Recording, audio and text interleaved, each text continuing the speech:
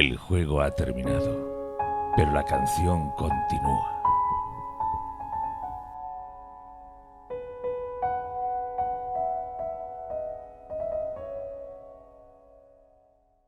Bienvenidos todos y todas a La Canción Continúa, el primer podcast en español dedicado a la relectura de Canción de Hielo y Fuego. Hoy analizamos el quinto capítulo de Tyrion Lannister en Choque de Reyes y podéis escucharlo a través de iVoox, YouTube, Spotify, Apple Podcast y Lectu. Yo soy Berta y estoy rodeada, como siempre, por mis fantásticos compañeros. Beatriz, ¿qué tal estás? Hola chicos, ¿qué tal? ¿Cómo estáis? Bueno, pues capítulo interesante donde volvemos a ver a Tyrion politiqueando por desembarco, haciendo otras cosas, y vemos por primera vez fuego valirio y de alguna forma esto nos sirve casi como de presagio de lo que se vendrá. Además de que Tyrion por fin descubre quién ha sido el chivato, así que creo que va a ser un debate muy interesante. Javi, ¿qué tal? Hola, muy buenas. Pues la verdad es que hemos tenido en los últimos tiempos bastantes capítulos de Tyrion seguidos. Eso nos da la sensación de que está pasando muchas cositas en Desembarco del Rey en poco tiempo. Se están moviendo maniobras políticas muy interesantes y creo que los capítulos de Tyrion que son una delicia leerlos en Choque Reyes, como está con mano el rey, y este no es ninguna excepción. Se podría decir que se vienen cositas en Desembarco. Santi, ¿qué tal estás? Hola chicos, ¿qué tal? Pues sí, buen capítulo, buen politiqueo. Tenemos ahí una mención a mi pequeño Rob. Y poco más, pues vamos a ver qué tanto logramos desgranar de este capítulo esta semana. Exacto, tenemos mención a Rob, tenemos politiqueo puro del que nos da siempre Tyrion aquí en la capital, pero antes de pasar a analizar todo lo que trae este capítulo, os recuerdo que podéis apoyar a este podcast a través de Patreon y disfrutar de ventajas como recibir el podcast semanal con antelación o contenido exclusivo como nuestro podcast mensual para Patreons. Podéis apoyarnos a través de patreon.com/La Canción Continúa, donde encontraréis una serie de categorías entre las que elegir la que más os guste. Os lo recuerdo, patreon.com/La Canción Continúa. Pero vamos a empezar por lo importante que es la participación de los oyentes, así que Santi, cuéntanos qué pregunta nos han hecho esta semana. Pues esta semana a través de nuestras redes, y como siempre con el hashtag PreguntasLCC, que podéis preguntar lo que queráis sobre los capítulos, pues nos han dejado la siguiente pregunta que vamos a escuchar. Hola amigos de La Canción Continúa. Primero que nada quisiera felicitarlos por el maravilloso podcast que suben semana a semana y darles las gracias por seleccionar mi pregunta para Tyrion 5, la cual es: si Meñique ya había hablado con Lysa Arryn, ¿por qué Tyrion no envió también a Tommen al nido de águilas? Muchas gracias, saludos desde el sur de Perú. Vale, pues a ver, yo creo que la respuesta que voy a dar es muy simplista, pero es que la digo como la siento. Creo que realmente Tyrion sabe que, así como se lo dijo Varys, puedes quitarle a uno, pero no le puedes quitar a los dos hijos a Cersei. Creo que si Tyrion se hubiera atrevido a quitarse a Myrcella y a Tommen del panorama en cuanto a enviarlos a otros sitios, por más de que Petyr ya hubiera hablado con Lysa, por más de que lo hubieran podido tener más controlado en el nido de águilas, Tyrion sabía que era una sentencia de muerte. O sea, ya sabemos de que Cersei controla muchísimos espías, muchísima gente en la capital. Se lo ha dicho Varys y Varys sabemos que es la otra parte que controla toda la capital. Y es así de fácil. Yo simplemente lo veo como Cersei es una persona que vive en este momento por y para sus hijos. El interés personal de ella en este momento todavía no lo vemos muy en claro, pero ella sí que vemos que está por sus hijos a tope y es eso. Yo creo que si le hubieran quitado a sus dos hijos le hubiera embargado la pena, sobre todo teniendo en cuenta lo que se viene luego con la muerte de Joffrey y demás. Entonces ella hubiera sabido que iba a ser Tyrion, porque pues evidentemente ya vemos que se lo van a un poco a soplar. Pero frente a ello es así de fácil. Yo creo que ella se hubiera quedado sin sus dos hijos y no hubiera tenido ni el más mínimo reparo en cargarse a Tyrion. Lo digo como lo siento. Así que vosotros, compis, contadme cuáles son vuestras teorías. Javi, dinos qué piensas. A ver, creo que el principal motivo es el que lo has dicho, para no enfadar a Cersei. Ya Cersei va a generar problemas con ella la marcha de Myrcella y de hecho no sabemos a ciencia cierta quién ordenó matar a Tyrion en el Aguas Negras. La mayoría de gente pensamos que es Joffrey, pero no está al 100% confirmado en el texto. Pero hay quien apunta que podría haber sido orden de Cersei, precisamente vinculado a esto, ¿no? Al tema de Myrcella. La serie claramente te dicen que es Joffrey, pero en los libros no queda claro. No estoy de acuerdo con una cosa que has dicho.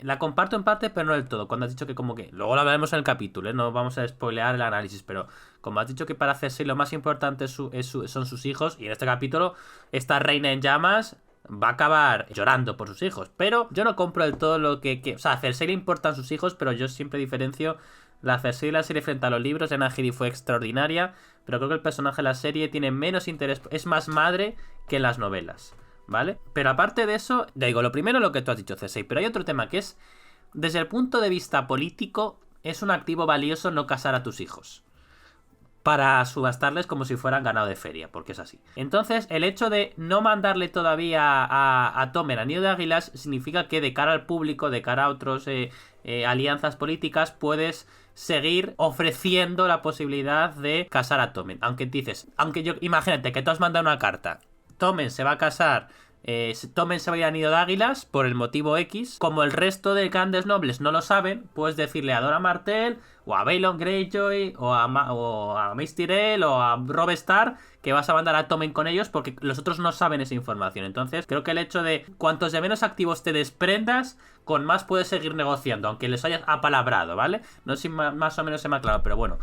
Esa es mi tesis. Digo que para mí lo más importante es lo de Cersei, pero creo que el hecho de como no sacrificarle todavía sigue siendo un activo para los Lannister. A ver, yo comparto lo que habéis dicho de no enfadar o no entristecer demasiado a Cersei, porque al fin y al cabo Tyrion también tiene esa parte más humana con su hermana, aunque no sea recíproco. Pero más allá de eso, no estoy del todo de acuerdo contigo, Javi, en lo de mantener, digamos, la posibilidad abierta. Yo creo que simplemente, porque además es algo que se cuestiona en el libro, ¿no? Cuando Meñique se entera de todo esto, como que va a reprocharle, rollo, oye, me has mentido, ¿qué cojones, ¿no? ¿Qué hago ahora? Y Tyrion como que se niega a la posibilidad de enviar a Tommen al valle, y yo creo que es un poco el mantener a los Arryn en cuarentena.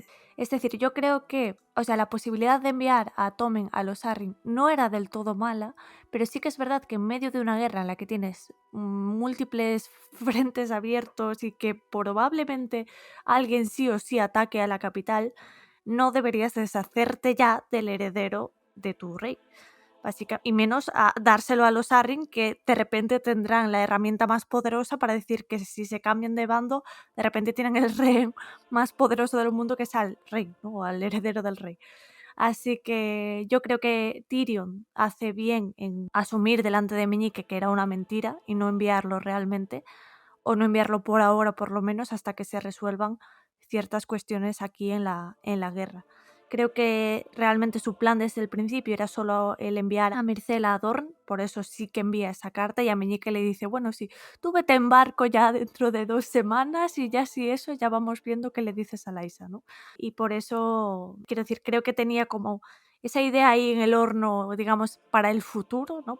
Cuando resolvamos la guerra, pues habrá que reconciliarse y habrá que tener amistades con gente poderosa, pero por ahora vamos a mantener al heredero de Joffrey cerca. Esto, por supuesto, también tiene una explicación, digamos, fuera de la historia, que es que el propio Martin sabe que Joffrey va a morir, entonces no quiere sacar a Tommen de la capital, ¿no? Así que creo que esa es, digamos, la justificación en el razonamiento de Tyrion de por ahora no me voy a deshacer del heredero del rey, por ahora.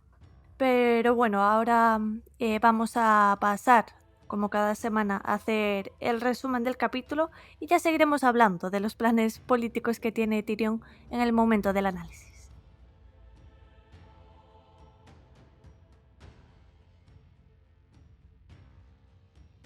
Le habían advertido que se vistiera con prendas de abrigo.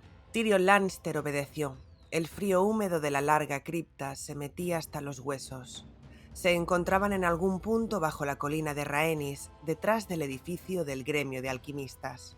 La única luz que les llegaba procedía de la lámpara que con tanta cautela llevaba Jalín el piromante. Y con más cautela aún hay que manejar estos frascos. Tyrion cogió uno para examinarlo. La cerámica era tan frágil que lo habían avisado para que no apretara demasiado el frasco, ya que lo podía aplastar. Tyrion inclinó el frasco para ver su contenido y el fuego valirio fluyó hacia el borde. Cuando se calienta, la sustancia es más fluida, como el aceite de las lámparas. Sustancia era el nombre que daban los piromantes al fuego valirio. También se referían unos a otros por el título de sapiencia. En otros tiempos habían sido un gremio muy poderoso, pero en los últimos siglos los maestres de la ciudadela habían reemplazado a los alquimistas. De la antigua orden solo quedaban unos pocos, pero podían hacer fuego valirio. Tengo entendido que el agua no lo apaga. Es verdad. Una vez se le prende fuego, la sustancia arde hasta que se agota.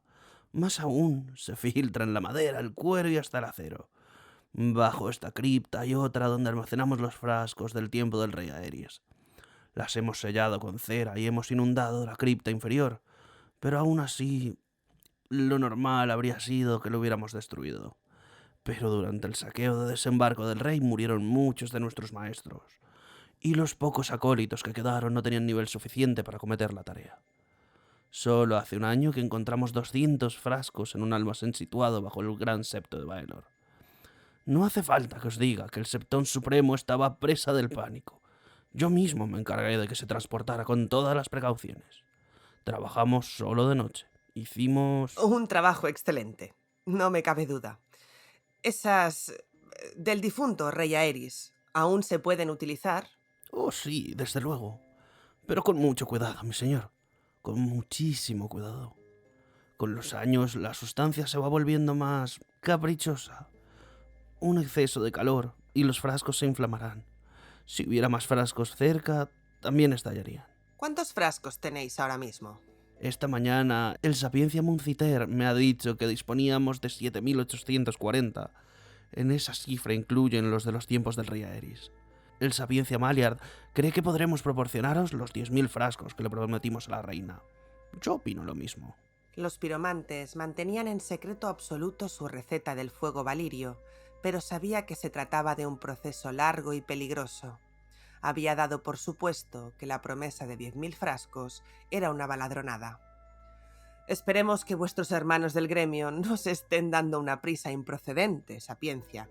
No queremos 10.000 frascos de fuego valirio defectuoso. Menos aún queremos que suceda una calamidad. No sucederá ninguna calamidad. La sustancia la preparan acólitos en celdas de piedra. Encima de cada celda de trabajo hay una habitación llena de arena. Se ha lanzado un hechizo protector sobre los suelos. Al menor indicio de incendio en la celda de abajo, el suelo se desmorona y la arena la apaga. Si puedo ser sincero, la sustancia corre por mis venas, habita en el corazón de todo piromante. Respetamos su poder, pero los soldados comunes... El más pequeño de los errores puede provocar una catástrofe. Hay que tenerlo muy en cuenta. Mi padre le dijo lo mismo al rey Aeris, igual que su padre se lo dijo al anciano rey Jaehaerys. En cuanto a estos frascos de arcilla, ¿tenéis existencias abundantes? ¿Os importaría si me llevo algunos? Tantos como podáis darme sin que eso afecte a la producción. Entended que os estoy pidiendo frascos vacíos. Hacédselos llegar a los capitanes de cada una de las puertas de la ciudad. Tenéis la bondad de acompañarme a mi litera. Será un gran placer para mí, mi señor. Hacía mucho tiempo que la mano del reino nos honraba con su presencia. El último fue los Rosard. Ese fue en los tiempos del rey Aeris. El rey Aeris estaba muy interesado en nuestro trabajo. El rey Aeris os utilizaba para asar vivos a sus enemigos. Su hermano Jaime le había contado unas cuantas historias sobre el rey loco y sus piromantes. Halain lo guió por los pasillos laberínticos hasta que llegaron a la galería de las antorchas de hierro. Las llamas espectrales se reflejaban contra el pulido mármol negro del suelo y las paredes y bañaban la estancia con un resplandor esmeralda. Llegaron a la cima de las amplias escaleras curvas que salían a la calle de las Hermanas. Se despidió de Halain y anadeó hasta donde lo esperaba Timet, hijo de Timet, con una escolta de hombres quemados. Tan solo hacía 3 noches que una turba se había congregado a las puertas de la Fortaleza Roja para pedir alimentos. Jove lo recibió con una lluvia de flechas y hubo 4 muertos. Luego les gritó que tenían su permiso para comerse los cadáveres. Tyrion se sorprendió al ver a Bronn junto a su litera. Mano de Hierro te requiere con urgencia en la Puerta de los Dioses. Y también te han convocado para que vayas a Maegor. ¿Convocado? ¿Qué quiere de mí Cersei? La reina ordena que te reúnas con ella en sus habitaciones.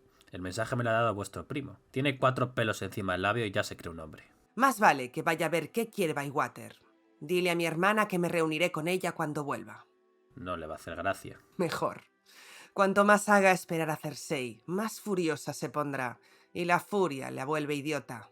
La prefiero furiosa e idiota a serena y astuta. Ser Jacelyn lo recibió junto a la puerta de los dioses. Mi señor, ha llegado vuestro primo Cleos Frey. Viene de Aguas Dulces, con un estandarte de paz. Trae una carta de Robb Stark. ¿Una oferta de paz? Mi querido primo, llevadme con él.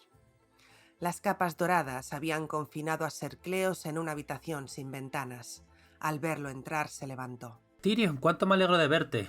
¿Ha venido Cersei contigo? Mi hermana está ocupada con otros asuntos. Esa es la carta de Stark. Me dijeron que le entregara la oferta a la reina regente. Yo mismo lo haré, todo a su debido tiempo.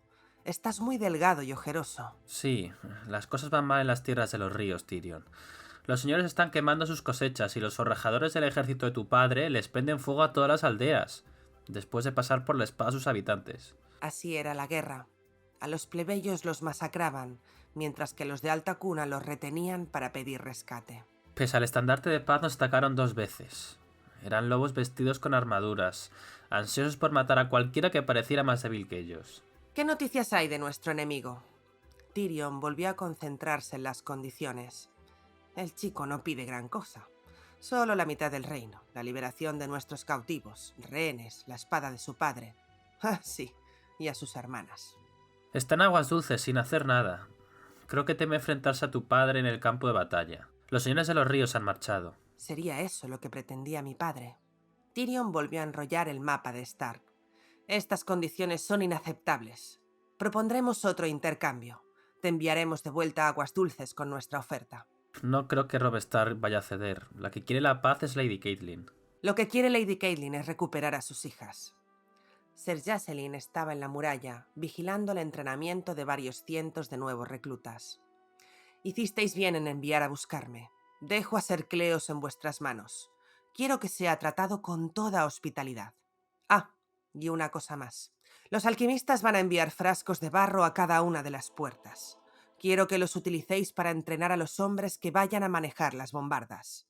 Llenad los frascos con pintura verde y que practiquen cargándolos y disparándolos. Si alguno se mancha de pintura, sustituidlo de inmediato. Cuando dominen los frascos de pintura, llenadlos con aceites para lámparas y que se entrenen para prenderles fuego y dispararlos. Cuando aprendan a hacerlo sin quemarse, estarán listos para el fuego valirio. Una vez subido en su litera, Tyrion Lannister echó las cortinas. Cersei iba a disgustarse cuando se enterase de que había interceptado la carta de Stark, pero su padre lo había enviado allí a gobernar. En su opinión, Robb Stark les había dado una oportunidad de oro. Dejaría que el chico esperase en Aguas Dulces. Ser Cleos se iba a dejar el huesudo culo de Frey cabalgando ida y vuelta con ofertas y contraofertas. Y mientras, su tío Ser Stafford entrenaría al nuevo ejército.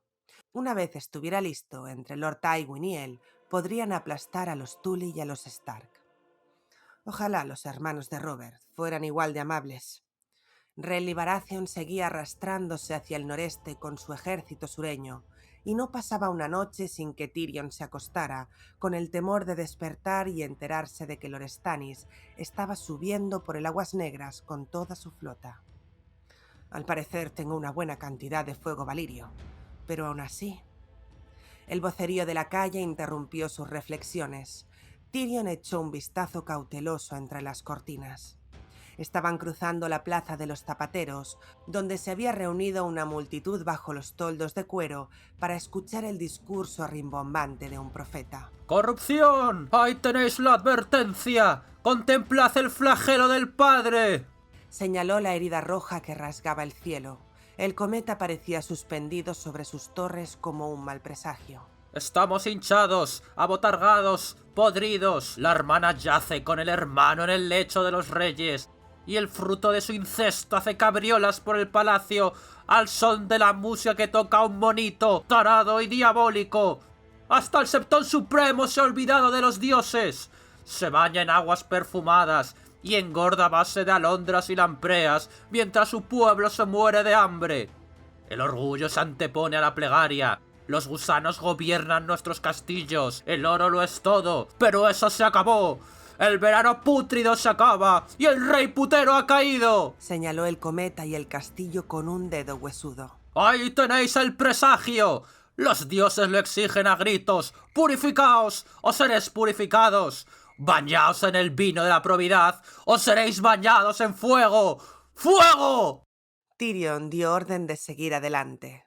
Con qué monito tarado y diabólico. Pero aquel miserable tenía razón en lo del Septón Supremo. Mientras subía por las escaleras hacia sus habitaciones, se sentía mucho más esperanzado que al amanecer. Tiempo. Lo único que necesito es tiempo, una vez tenga hecha la cadena. Abrió la puerta de la estancia. Cersei se apartó de la ventana con un airoso revoloteo de las faldas en torno a sus esbeltas caderas. ¿Cómo te atreves a desobedecer mis órdenes? Da la casualidad de que iba a ir a verte. Me gustaría saber en qué te he ofendido. Eres un gusano repugnante. Myrcella es mi única hija. ¿De verdad creías que te iba a permitir venderla como un saco de avena? Myrcella, vaya, el huevo se está incubando. A ver de qué color es el polluelo. ¿Como un saco de avena? Nada de eso. Myrcella es una princesa. Muchos te dirían que nació para esto. ¿O acaso tenías intención de casarla con Tommen? La mano de Cersei fue como un látigo. Le hizo soltar la copa de vino. Yo soy la regente de Joffrey, no tú. Y digo que Myrcella no será entregada a ese príncipe de Dorne como yo fui entregada a Robert Baratheon. Sabes que los Martell no tienen motivos para querernos bien. Pese a todo, creo que accederán. Su pueblo ha estado en guerra contra Bastión de Tormentas y Alto Jardín desde hace 1000 años, y Renly ha dado por supuesta la fidelidad de Dorne. He propuesto que se casen cuando mi sobrina tenga 14 años. Hasta entonces será invitada de honor. Será su rehén. Será su invitada de honor, y sospecho que Martell tratará a Myrcella mucho mejor de lo que Joffrey ha tratado a Sansa Stark. Tengo intención de enviar con ella a Ser Aris Oakheart. Así nadie olvidará quién es Myrcella. De gran cosa le servirá Ser Aris si Doran Martell decide que la muerte de mi hija es una venganza adecuada por la de su hermana. El honor de Martell no le permitiría matar a una niña de 9 años, y menos a una chiquilla tan dulce e inocente como Myrcella. Mientras esté en su poder, tendrá la seguridad de que mantendremos nuestro compromiso. También le he ofrecido el asesino de su hermana, un asiento en el consejo, unos castillos de las Marcas. Es demasiado. Has ofrecido demasiado y sin mi consentimiento. Estamos hablando del príncipe de Dorne. ¡Es demasiado! ¿Qué le habrías ofrecido tú? ¿El agujero que tienes entre las piernas?, preguntó Tyrion, también furioso. En aquella ocasión vio venir la bofetada. Mi queridísima hermana, te prometo que ha sido la última vez que me golpeas. No me amenaces, hombrecillo. ¿Crees que estás a salvo porque tienes una carta de nuestro padre? No es más que un trozo de pergamino. Eddard Stark también tenía uno y mira de lo que le sirvió. Eddard Stark no tenía la guardia de la ciudad, pensó, ni mis clanes. Yo sí. O eso esperaba. Seguro que Lord Stark también se había hecho ciertas ilusiones. ¿Crees que Myrcella estará muy segura aquí si cae desembarco del rey? Renly y Stannis clavarán su cabeza en una pica, al lado de la tuya. Y entonces, Cersei se echó a llorar. Tyrion Lannister no se habría quedado más atónito si Aegon el Conquistador hubiera irrumpido a lomos de un dragón y haciendo juegos malabares con tartas. No había visto llorar a su hermana desde los tiempos en que eran niños. Si tu hermana llora, se supone que tienes que consolarla. Fue a ponerle la mano en el hombro, dubitativo. No me toques. Siseó ella, apartándose. Aquello le dolió, y más que ninguna bofetada. Con el rostro congestionado, tan furiosa como triste, Cersei trató de recuperar el aliento. No me mires. No se te ocurra mirarme. Tú no. No pretendí asustarte. Te prometo que a Myrcella no le va a pasar nada malo. Mentiroso. También me dijiste que liberarías a Jaime. ¿Dónde está? En aguas dulces, a salvo hasta que se me ocurra la manera de liberarlo. Yo tendría que haber nacido hombre. Así no necesitaría de ninguno de vosotros. ¿Y nuestro padre? ¿Dónde está ahora que lo requiero? ¿Qué hace? La guerra. Detrás de los muros de Harrenhal. Se parece mucho a esconderse. Está sentado en un castillo, Robb Stark está en otro y ninguno de los dos hace nada. Los dos esperan que el otro haga un movimiento, pero el león permanece inmóvil, mientras que el cervatillo está paralizado por el miedo. ¿Y estás seguro de que nuestro padre es el león? Lo ponen todos nuestros blasones. Si el prisionero fuera nuestro padre, Jaime no se habría quedado sentado. No todos somos tan osados como Jaime, pero hay otras maneras de ganar una guerra. Harrenhal es fuerte, y su situación es perfecta. Mientras que Desembarco del Rey no lo es. Eso lo sabemos muy bien los dos. Mientras nuestro padre juega al león y al cervatillo con Stark, Renly marcha por el camino de las rosas. Puede llegar a nuestras puertas en cualquier momento. Harrenhal no está lejos. Nuestro padre lo sorprendería por la retaguardia. Su ejército sería el martillo y los muros de la ciudad, el yunque. Los ojos verdes de Cersei se clavaron en él, hambrientos de la seguridad con que la estaba alimentando. ¿Y si Robb Stark se pusiera en marcha? Harrenhal está cerca de los vados del Tridente, de manera que Roose Bolton no podría llevar su ejército norteño a reunirse con el del joven lobo. Stark no puede marchar contra Desembarco del Rey sin antes tomar Harrenhal, y no tendría fuerzas para ello, ni con la ayuda de Roose Bolton. Y mientras, nuestro padre se alimenta de las tierras del río, y nuestro tío consigue nuevas tropas en la roca. ¿Cómo sabes todo eso? ¿Te reveló nuestro padre sus intenciones? No, he mirado un mapa. Así que todo lo que me has contado no es más que producto de tu grotesca cabeza, gnomo. Se volvió desdeñosa. Mi querida hermana, si no estuviéramos en posición de vencer, ¿para qué nos iban a pedir la paz los Stark? Le mostró la carta. El joven lobo nos ha enviado sus condiciones. ¿Quieres echarles un vistazo? Sí. ¿Cómo es que tienes tú la carta? Deberían habérmela entregado a mí. ¿Para qué sirve una mano, si no es para tenderte las cosas? Tyrion le entregó la carta. Las uñas de Cersei le habían arañado el rostro. Será un precio bajo a cambio de que acceda al matrimonio con el de Dorne. Lo tenía al alcance de la mano, lo presentía, y también cierto conocimiento sobre un informador. Pero bueno, aquello era la guinda del pastel.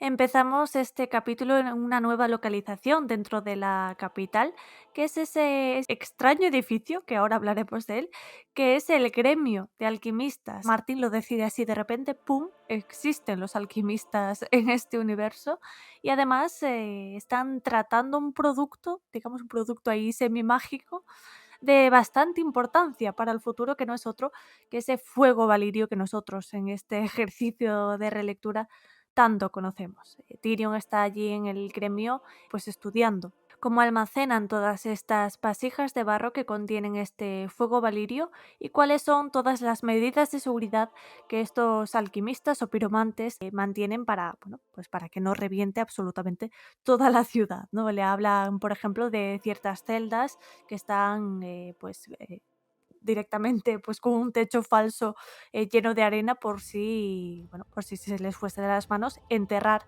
absolutamente ese fuego valirio antes de que se descontrolase, ¿no? Así que le hablan de estas distintas medidas de seguridad. Nos dan también un poquito de historia acerca del Rey Loco y de cómo hacía él también estas vasijas en forma de frutas para su propio divertimento y para quemar vivos a sus enemigos, ¿no? Nos habla también, nos da ese pedacito de historia acerca del Rey Loco y creo que esto además sirve para ilustrarnos algo bastante preocupante porque este fuego valirio nosotros sabemos que ahora mismo funciona como una pistola de Chekhov para lo que va a ser la batalla de las Aguas Negras, este plan que por ahora tanto Tyrion como Martin nos mantienen en el misterio, ¿no? Nos habla de ese plan de la cadena, nos habla un poco de que necesita el fuego valirio para algo, pero no nos especifica demasiado el qué, ¿no? Para que, llegado el momento de la batalla de las Aguas Negras, pues sea toda una sorpresa de explosión de fuego y éxtasis y el lector se quede un poco loco, ¿no? Pero más allá de funcionar como una pistola de Chekhov para el Aguas Negras, creo yo que también sirve un poco de pistola de Chekhov para lo que podría ser el futuro de Desembarco del Rey. Es que nosotros en este capítulo averiguamos que hay muchas más reservas de fuego valirio bajo la ciudad de lo que parece.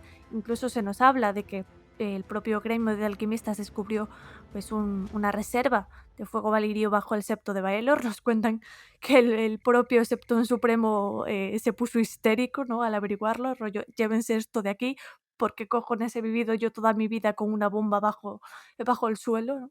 Y el gremio de alquimistas y el piromante Halain pues nos revelan que estas vasijas de arcilla, las más antiguas del todo, pues las recubre de cera, porque al final el fuego valirio va desgastando también el barro que las contiene, ¿no? Así que tenemos estas vasijas, este fuego valirio que Tyrion quiere utilizar, o parte de estas reservas las quiere utilizar Tyrion para la batalla de las Aguas Negras, pero nosotros sabemos que buena parte de esa reserva se va a quedar ahí guardadita y que nadie va a mencionarla mucho más, ¿no? Cersei la va a mencionar de vez en cuando, va a utilizarla para según qué cosas en Festín de Cuervos, pero digamos que bajo la ciudad sigue estando ahí toda esa amenaza del fuego valirio y que nosotros solo podemos suspirar y decir, vale, cuando vengan otras amenazas sobre la ciudad, quizás esto tenga su relevancia, ¿no? Y sobre todo si esa amenaza viene en forma de dragones que podrían ser ciertos detonantes para toda esta sustancia, como dicen los piromantes, ¿no? Así que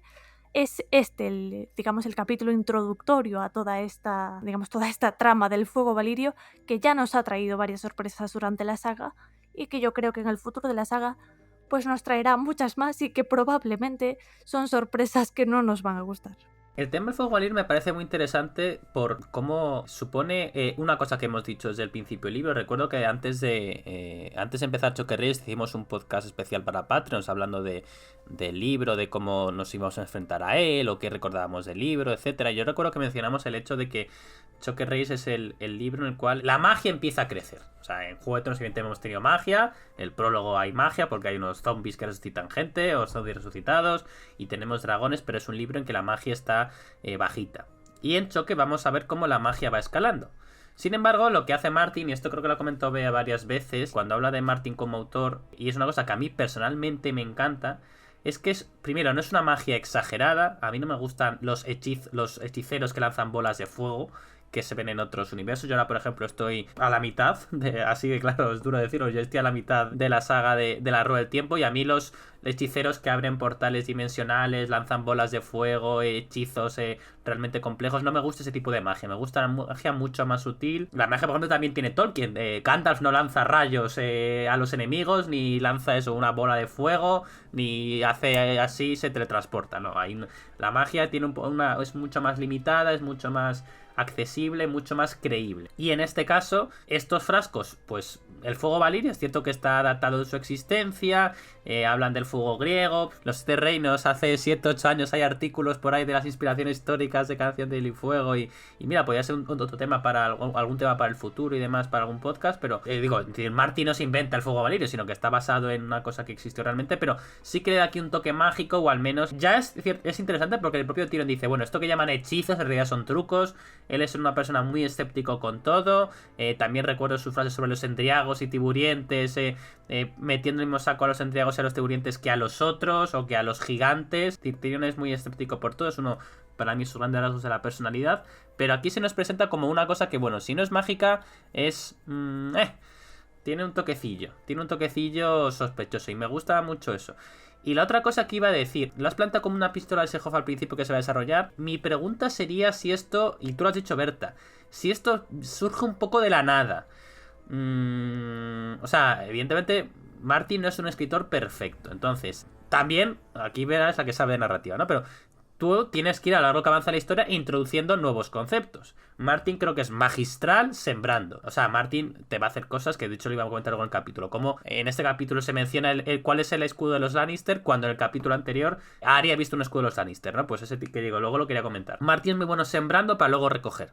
Pero aquí en este caso nos encontramos el melón sin haber visto el melonar primero. Para que se nos entendamos, se nos presenta el gremio de alquimistas como una institución que tiene cientos de años, que ha trabajado para el Rey Loco, cuando efectivamente no habían sido mencionados antes, ¿no? Así sí que digo, no sé si queda un poco forzado. Ya digo, creo que aquí en este podcast ha hecho una sección de presagios cada semana. O sea que, evidentemente, Martin planta muchas pistas de cosas que van a venir más adelante. Tú mismo, Berta, lo has comentado. Pero no sé si es un pelín forzado que los alquimistas habían sido presentados primero. Pero también digo, si a Martin no se le ocurre hasta escribir este libro, pues ¿cómo les vas a introducir si no? Por alusiones lo que comenta Javi al respecto de esta parte, es cierto que resulta curioso que esta orden de alquimistas aparezca así como plof, ¿no? De la nada. Sí que habíamos oído hablar del fuego valirio, pero lo cierto es que probablemente pensamos que igual pues era algo más de los maestres o no sé, ¿no? Como que se encargaba una orden que ya se nos había presentado previamente y de repente encontramos esto que sí que es cierto que se nos presenta aquí, que cómo se llaman entre ellos, cómo le llaman a la sustancia, cómo la preparan, ¿no? O al menos las habitaciones estas que tienen especiales para prepararla, y resulta un poco, pues sí, curioso que aparezca en este momento en la historia. También hay que recordar el final de Choque de Reyes, precisamente, es un poco pues todo el tema de Aguas Negras, de la batalla de Aguas Negras, donde el fuego valirio tiene un papel crucial. Entonces, de alguna forma, no olvidemos que estamos en el capítulo, diría, 21, con lo que todavía queda mucho libro por delante, muchos meses por delante de la canción continúa analizando este libro, y entonces es una forma como de introducción, de la misma forma que en Choque también se nos introducían cosas al principio del libro que luego tenían su relevancia al final. Evidentemente, esta es la forma que tengo yo de justificar esta aparición del gremio de alquimistas, pero creo que, aunque estoy de acuerdo contigo, Javi, en que puede ser forzado, es interesante porque al final nos está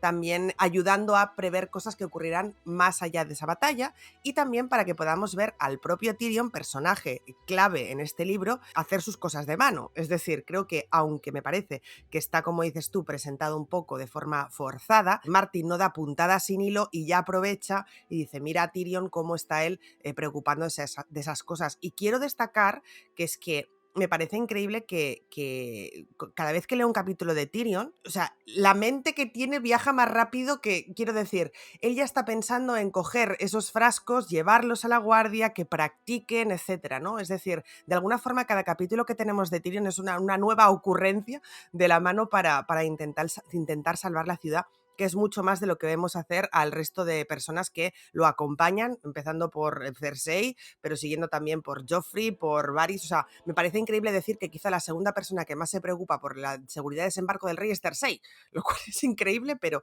evidentemente está en juego la vida de toda su familia, ¿no? Entonces sí es cierto que aparece aquí un poco forzado, pero de alguna forma nos está plantando, como muy bien dices tú, Javi, semillas para el futuro, y también nos está presentando esta función de Tyrion tan interesante. Por otro lado, todo lo que comentáis de la pistola de Chekhov es muy interesante porque, si os acordáis, en el primer libro, en Juego de Tronos, la persona que seguíamos era Ned Stark, ¿no? Y además estaba en una posición en la que estaba intentando averiguar pues todos los alseitos que había dentro de la capital y todo el tema de los hijos de Robert, etcétera, etcétera. Y aquí vemos a Tyrion haciendo lo mismo. Y además, lo interesante aquí es que en Juego de Tronos nosotros íbamos averiguando las cosas a la par que Ned. Es decir, Ned de alguna forma descubría algo y como lector, a no ser que fueras muy avispado, estabas pensando, ¿y esto qué tendrá que ver con todo? ¿No? Era un poco lo que pasaba con Ned. Aquí con Tyrion va por delante del lector. Entonces es interesante porque el lector juega otro juego. Ya no es que se ponga al lado de la mano del rey de Ned e intente averiguar junto a él lo que está ocurriendo, sino que aquí el lector va como un paso más atrás y tiene que jugar a adivinar cuáles son los planes de Tyrion. Aquí ya vemos directamente que el fuego valirio va a ser una pieza clave dentro de todo el tema de la defensa de la ciudad, pero recordemos que hay un momento que vuelve a hablar de la cadena, esa cadena que habíamos dejado como un par de capítulos atrás de Tyrion, que no sabíamos muy bien a qué venía eso, y en este capítulo vuelve a aparecer el tema de la cadena y sigue siendo un misterio para nosotros, ¿no? Poco a poco vamos averiguando todo lo que tiene planeado Tyrion. Pero como os digo, el hecho de que el lector vaya un paso por detrás del protagonista, o en este caso del personaje como más destacado en este libro, hace que resulte un juego muy interesante. Sí, al final se trata de mantener un poco ese misterio, ¿no? Para que, claro, si el pensamiento del personaje te lo revela todo, pues tú llegas al Aguas Negras y dices, pues sí, ¿sabes? Ya estaría. Pero es un poco el mantener, o sea, el equilibrio entre darte lo que piensa el personaje y al mismo tiempo mantener el misterio, que yo creo que Martín, pues hace un buen equilibrio al final, ¿no? Tanto para mantener, digamos, la tensión de la trama, como para que tampoco sientas, digamos, que Tyrion te ha abandonado, ¿no? Que ha roto la comunicación contigo como lector. Sí, además, perdona un segundo, Berta, lo interesante es que es muy fácil pasarse, como decías tú ahora, ¿no? Es muy fácil que de repente el personaje sepa tantas cosas que el lector desconecte, ¿no? Es como que de alguna manera no le mantenga la intriga porque está demasiado alejado del personaje, el personaje sabe demasiadas cosas. Pero aquí yo creo que Martin equilibra muy bien las cosas, porque es como, sí, Tyrion sabe más que tú, pero no te preocupes, lector, que yo te voy a ir dejando cositas para que no te sientas muy, muy atrás, ¿no? Estás como un paso por detrás, pero tampoco estás un kilómetro por detrás. Entonces es complicado, ¿eh?, conseguir ese equilibrio. Pues mira, otra cosa más, ¿no? Que habla a favor de Martin como escritor. A mí, en este punto, quizás entiendo lo que decía Javi, ¿no? De que parece un poco precipitado la aparición de este gremio de alquimistas. Y a mí eso no me molesta tanto, en el sentido de que al final, pues tú tienes tus tiempos como escritor, ¿no? Y tienes que elegir el momento para presentar ciertas cosas, o simplemente se te ocurren más tarde esas cosas y como encajan, pues tampoco pasaría nada. A mí lo que quizás no me encaja tanto, y es algo que le pasa a Martin muchas veces, es que se viene muy, muy arriba con las descripciones. Es decir, tú no me puedes poner de repente un edificio con columnas de 7 metros rellenas de fuego valirio, porque yo te digo, ¿qué? Porque yo lo he releído ahora para este podcast y he dicho, pero aquí se vino arribísima. Yo entiendo que él se viene muy arriba, en plan muros de 200 metros y, ¿sabes? Faros de Antigua de no sé cuantitos. Pero es que, quiero decir, un gremio de alquimistas que, dices tú, es importante, pero bueno, tampoco nos pasemos, que te describa columnas, eso, ¿no? Rellenas de fuego valirio que asciende y que son de 7 metros, pues dices tú, pues desembarco entonces vive a la sombra de este edificio, ¿no? Aparte en el mapa te lo dibuja como relativamente cerca del Septo de Baelor, aunque el Septo de Baelor digamos que está encima de la colina, ¿no? O sea, en un lugar más elevado, pero quiero decir, este edificio de 7 metros o más opacaría un poco, ¿no? La grandeza, digamos, de las 3 grandes estructuras de Desembarco del Rey, que son el Septo, la Fortaleza Roja y, bueno, lo que antes era Pozo Dragón, ¿no? Que ahora es una ruina. Pero bueno, es como que leí la descripción de este gremio de alquimistas y dije, relájese, 7 metros igual. Es un poco exagerar, ¿no? En las dimensiones de este edificio. Pero bueno, todos sabemos que, digamos que con las dimensiones, Martin, pues eso, al principio de la historia sobre todo, se vino un poco arriba y dijo, venga, sí, edificios de 7 metros y distancias de miles de metros. Venga, vamos a ponerlo, ¿no? No tengo límite yo límite de presupuesto para escribir aquí. Pero bueno, la cuestión es que tenemos esta escena, ¿no? De Tyrion, como decía Bea, pues un pasito por delante de nosotros, planeando todo lo que tiene que planear para la defensa de la ciudad y contando con este fuego valirio para el que además decide entrenar a los soldados, ¿no? Con ese entrenamiento por pasos, digamos, primero la pintura, luego el aceite y luego ya si eso, ya estaremos preparados para manejar este fuego valirio.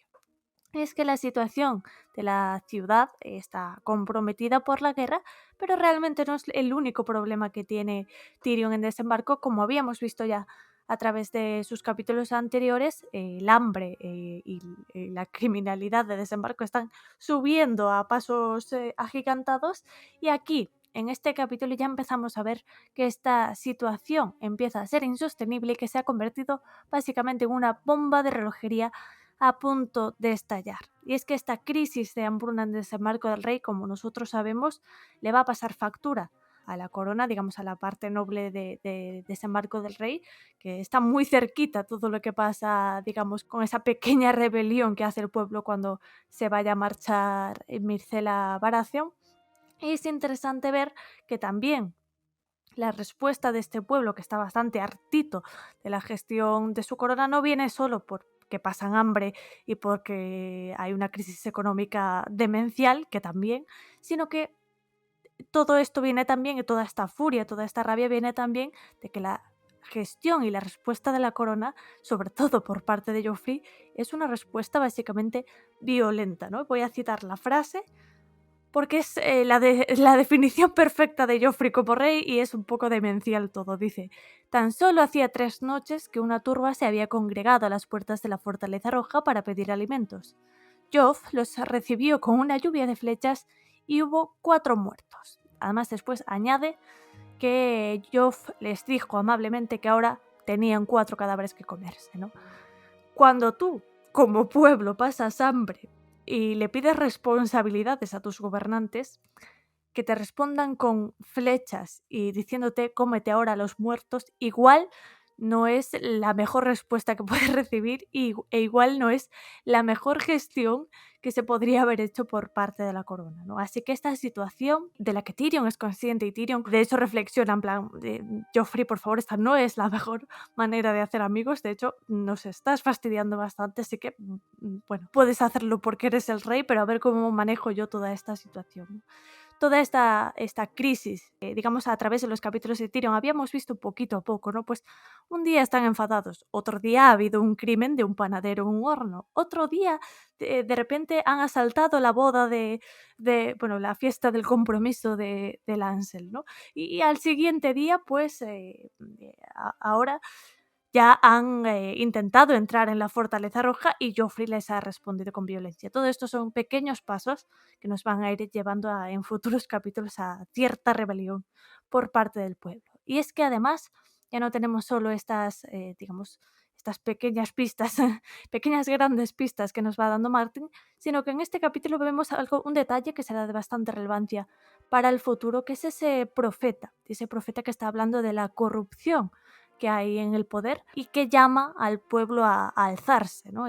Aparte, digamos, lo definen como un profeta, habla desde la perspectiva de la fe, habla de la perspectiva de los dioses que nos están castigando, ¿no? Por ser corruptos y pútridos y, bueno, empieza ahí a hacer su speech y pues básicamente está hablando de un levantamiento del pueblo contra unos gobernantes que son incapaces de gestionar una situación como la que están viviendo y que son básicamente corruptos, ¿no? Yo creo que la figura del Septón Supremo como ese señor, digamos, obeso, opulento, que como dice Tyrion reflexiona, ¿no?, acerca de las bromas que hace el bufón acerca del Septón Supremo, que su pueblo pasa hambre, entonces él come un plato por cada uno de ellos, ¿no? Es la figura prototípica y casi, yo diría, un poco cómica, ¿no?, de la corrupción reflejada en ese señor, ¿no?, en ese señor que se come un plato de comida por cada persona que pasa hambre en la ciudad. Así que todo esto es un cóctel que, igual que el fuego valirio, está a punto de estallar en la cara de los gobernantes y en la cara de Tyrion, que es el único que intenta gestionar como puede toda esta situación. Sí, realmente, sobre todo por el hecho de que al pobre Tyrion, vamos a ponerlo en términos de que deberían dejarle gobernar a él. O sea, de hecho, para eso lo mandó su padre a ser mano del rey, a tomar decisiones en desembarco. Porque al final es que Joffrey no deja de ser un niño berrinchudo que lo único que quiere es las cosas como a él le parezcan, las cosas como a él le convengan, y al final, a ver, tanto en la Edad Media, que es donde está más o menos puesta pues esta saga, como en la actualidad. O sea, siempre la gente que está en el poder va a querer las cosas para ellos y ya luego, si eso, lo que sobra un poquito las migajas para el pueblo. La cosa está que aquí el pueblo está llegando a su límite y ya sabemos de que, y lo hemos hablado en varias ocasiones en el podcast, un pueblo con hambre, un pueblo que está llegando al límite, es un pueblo que no te va a respetar y es un pueblo que a la mínima va a empezar a tener este tipo de brechas, va a empezar a tener el hecho de que resurjan este tipo de gente religiosa que tiene toda la razón. A ver, sabemos de que un poco tienen toda la razón del mundo en cuanto a es que el Septón Supremo está gordo y es que solamente se la pasa comiendo lampreas, es que come un plato por cada uno de nosotros. Si tú haces lo que hacen los Lannister en este caso, haces lo que hace el Septón Supremo, o sea, muestras opulencia, muestras banquetes, muestras torneos mientras tu pueblo se muere de hambre, es que lo mínimo que puedes esperar es de que se levanten. Antes, o sea, yo creo que han tardado mucho, de hecho, la gente de desembarco en levantarse, en hacer una revolución y encargarse a sus gobernantes. O sea, es como, no sé, les faltó solamente poner en la plaza principal de desembarco una guillotina diciendo, a ver, os vamos a pasar por aquí si seguís con la tontería. La cosa está en eso, la cosa está en que al final a Tyrion no le toman en cuenta para este tipo de decisiones y en lugar de decir, señor Tyrion, señor Mano, hay gente pidiendo comida aquí fuera, salga e intente hablar o salga y intentemos darles algo de comida. No, aquí se lo dicen a Joffrey, Joffrey se cabrea y Joffrey sale con la ballesta por delante. Pues al final esto es un germen de revolución, es un germen de desespero y el desespero a lo único que va a llegar. Y sobre todo, más que el hecho de que salga con la ballesta por delante Joffrey, es que sale con la ballesta por delante y cuando mata gente le dice, ala, mira, ahí tenéis carne para comer. O sea, deshumanizar a la gente a ese punto es 2 más 2 para una guerra, o sea, para una guerra civil y para el hecho de eso, de que el pueblo se canse y te queme hasta la última piedra de desembarco. Sí, a ver, creo que tienes toda la razón, Santi, en el tema de este clima de revuelta popular y que si al pueblo, pues al pueblo se le puede molestar durante un tiempo, pero hay un tiempo en que al final pues seguramente acabe detonando todo por los aires, ¿no? Ya digo, impepinable lo que has dicho, ¿no? Más allá de eso me gustaría hablar, lo hemos comentado de pasada y ya os aseguro que volverá a la sección de presagios y teorías, pero el tema de la fe de los 7 en desembarco del rey, ¿no? Ya digo que luego hablaremos de su futuro en la sección de presagios y teorías. Pero también da la sensación de que Martin todavía está en este punto de la historia desarrollando la fe de los 7. Él ha creado... Sabéis que a mí me encanta TV Tropes, hablo bastantes veces de TV Tropes, es una página que me encanta de tropes, de tropos, creo que se llama en español, tópicos que aparecen en cualquier narración, películas, series, videojuegos, libros, incluso en música, de todo, ¿no? Y hasta ahora la fe de los 7 parece la típica... Como que Martin tiene que meter la típica movimiento religioso habitual popular que parece un pseudo-cristianismo que es habitual en casi todas las sagas fantásticas, ¿no? Luego hay varios tipos de iglesias, suele estar la corrupta, la que venera a un dios falso, pero bueno, como es un tópico súper habitual en fantasía y vamos, cualquier tipo de cosas pues suele ser muy, muy presente, ¿no? Pero la sensación es que Martin la está poquito a poco creándola. En la primera novela... La fe de los 7 no hace nada, honestamente no hace nada. Está en desembarco el rey, se nos dice que la mayor parte de Poniente venera a los 7, pero no hace nada. Llegamos a Choque de Reyes. Ya, ostras, aquí se empiezan a rebelarse contra el pueblo. En Tormenta de Espadas de nuevo parece que no... Como que todavía está demasiado... Hay como demasiadas cosas que pasan como para plantearse desarrollar la fe de los 7. Y lo que va a desarrollar en Tormenta de Espadas va a ser la de los Fuego Oscuro, porque van a ser claves para cuentos de Anquieg y luego asumimos que la trama de Aegon. Y... en Festín de Cuervos ya sí que explota por completo la trama de la fe de los 7 con el Gorrión Supremo y todas las intrigas políticas. Se nos da mucho contexto histórico, las espadas y las estrellas, y bueno, ya es un actor fundamental. Pero mi sensación es que estamos empezando todavía a conocer la fe de los 7 y yo diría que no es de los puntos fuertes del mundo de Martin, porque me parece una cosa que ya hemos visto. O sea, el discurso que has dicho, Santi, es fantástico, pero se aplica para cualquier tipo de... contexto semejante y la fe de los 7 no se comporta de manera muy diferente a otras cosas. Yo asumo que tiene que estar por estar en este tipo de universos, pero me parece mucho más original los antiguos dioses, el dios ahogado, Rolor y demás, ¿no? Quizás Martin puede haber desarrollado algún otro tipo de como de fe mayoritaria para todo el continente en lugar de la clásica fe de novela de fantasía que no tiene nada especial, que no tiene ningún poder, con septones corruptos, pero luego hay un septón bueno que es el humilde, que viene el pueblo llano, bla bla bla bla. No sé, me parece una cosa un poco estereotipada, pero digo, también en la fantasía a veces juega con estas normas. A ver, también te voy a decir una cosa, Javi. Tienen que crear, o sea, las religiones en Poniente, tú mismo lo has dicho, o sea, la religión de los antiguos dioses, la religión de Rolor, son religiones muy... son muy interesantes porque nos muestran un tipo de visión del mundo y un tipo de creencia que pega con este mundo de fantasía, que pega con este mundo inventado, por así decirlo. Pero para situaciones como Desembarco del Rey o para situaciones como Poniente en general, sí que tenemos que tener una religión, voy a decir algo que va a sonar un poco malsonante, pero un poco que tenga a la gente con pan y circo, como en la actualidad hay muchísimas de ellas y las ha habido siempre. Entonces, que tengamos la fe de los 7, yo creo que es... O sea, que no está metido con calzador ni mucho menos, es de recibo, por así decirlo, tenerla.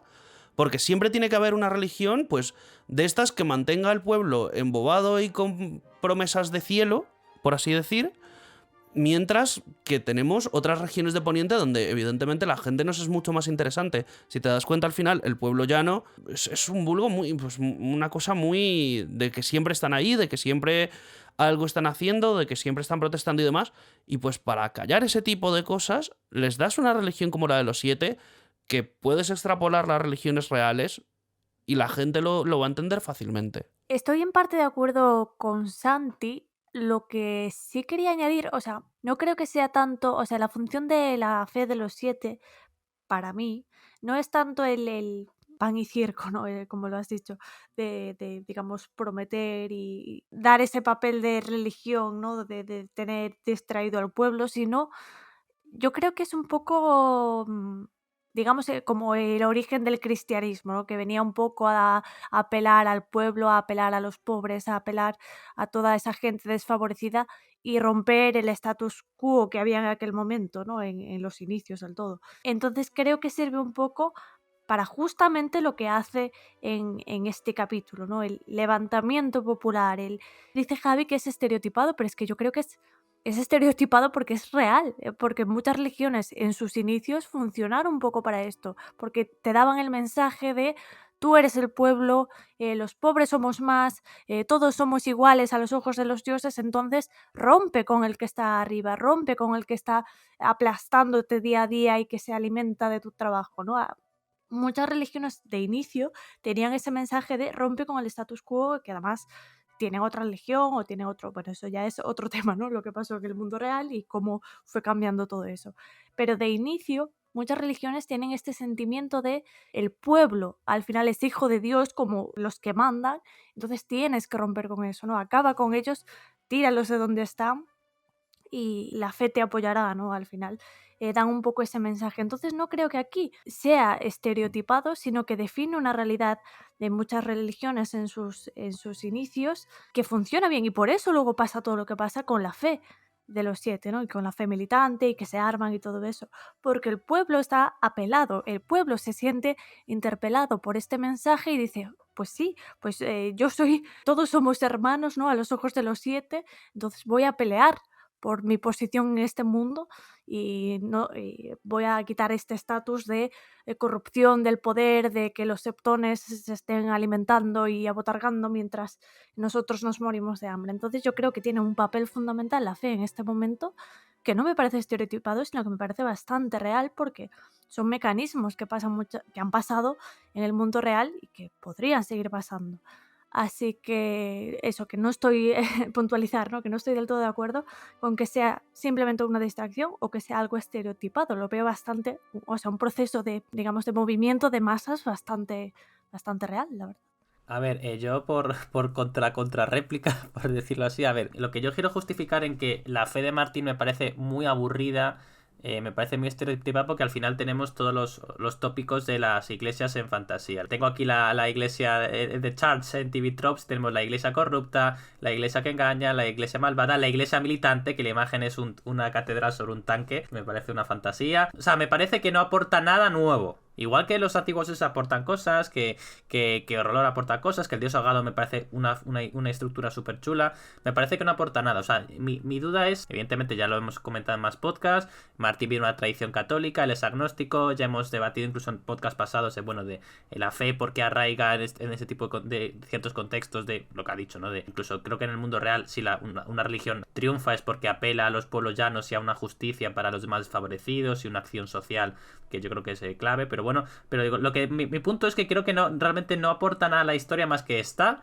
y que no es original. Que igual que Martín, por ejemplo, creó reinos que no son originales, igual que el Dominio o el Valle, pues no tienen nada que no tengan otros tropecientos reinos de fantasía con caballeros. De Bretonia en Warhammer a un reino random. Pero que en mi opinión, ya digo, es una...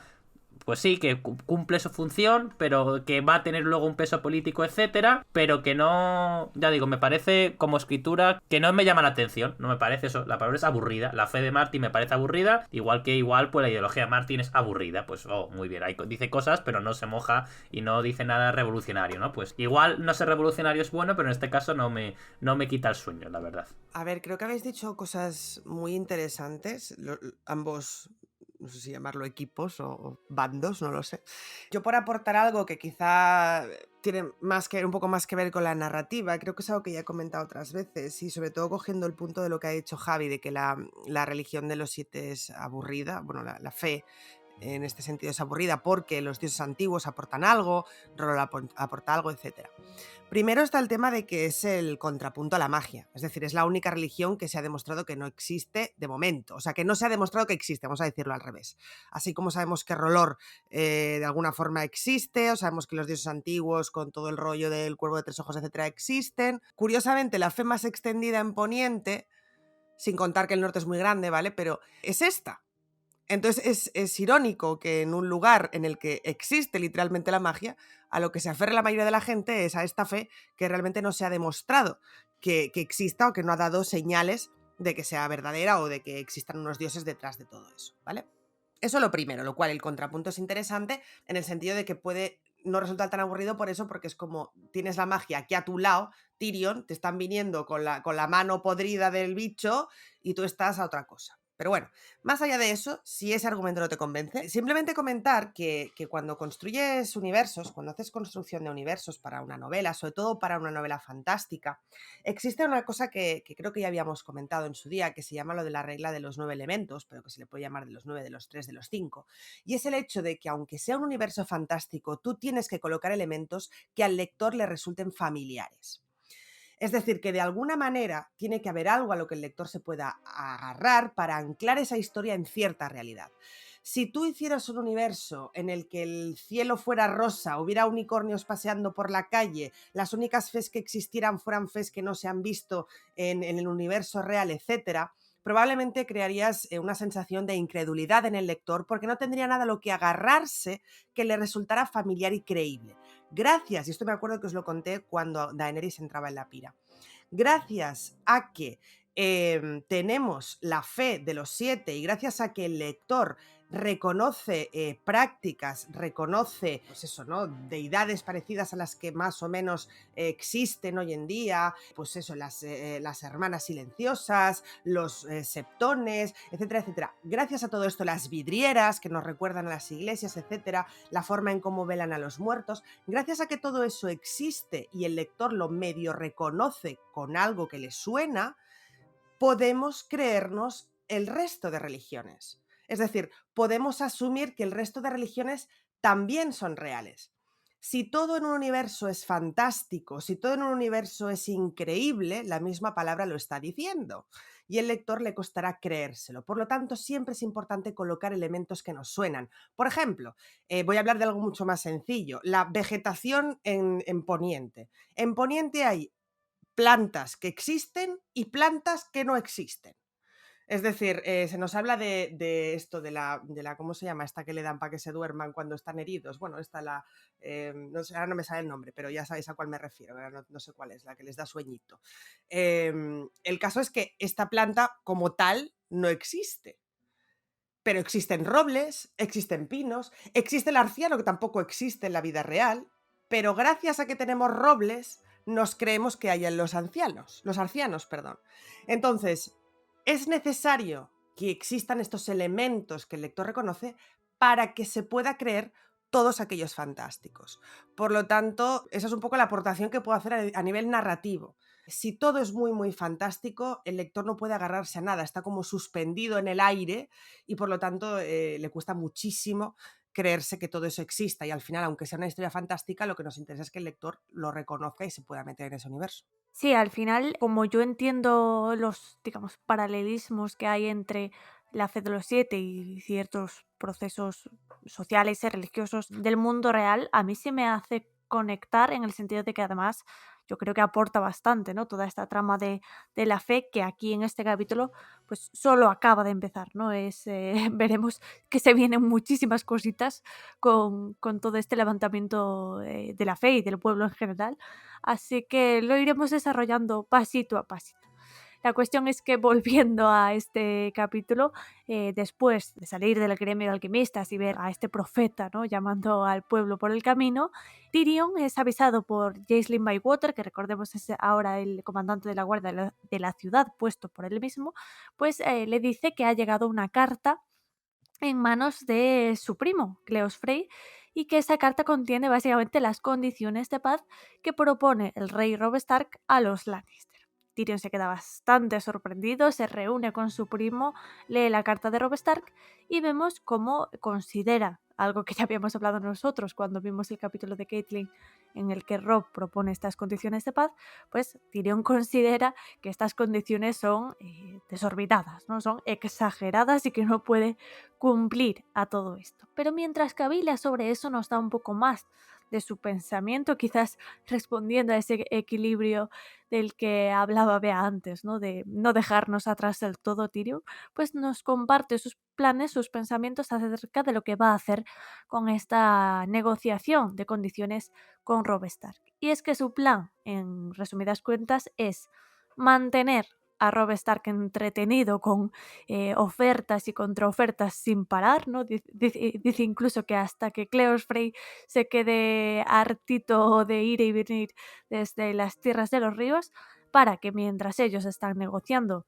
pues las condiciones para, por ejemplo, devolverle a sus hermanas o el tema de la independencia del norte, mientras ellos están negociando cosas que además Tyrion no tiene demasiada intención de ceder, pues al mismo tiempo su padre y el ejército que se está reuniendo en la roca, pues comandado por Stafford Lannister, pues se vayan fortaleciendo poco a poco y que juntos puedan aplastar a Robb Stark sin esa intención de negociar ningún tipo de paz, ¿no? Tyrion lo que quiere es entretener a Robb dándole esta pequeña esperanza, ¿no? De que sí que quieren negociar para que su padre y Stafford Lannister puedan aplastarle antes de que salga de aguas dulces. Y es que este plan que Tyrion comparte con nosotros nos abre un poco este abanico que luego se extenderá en esa conversación con Cersei, una Cersei preocupada por la situación de la guerra, de esa cuestión de cuál es la situación de la guerra de los 5 reyes ahora mismo,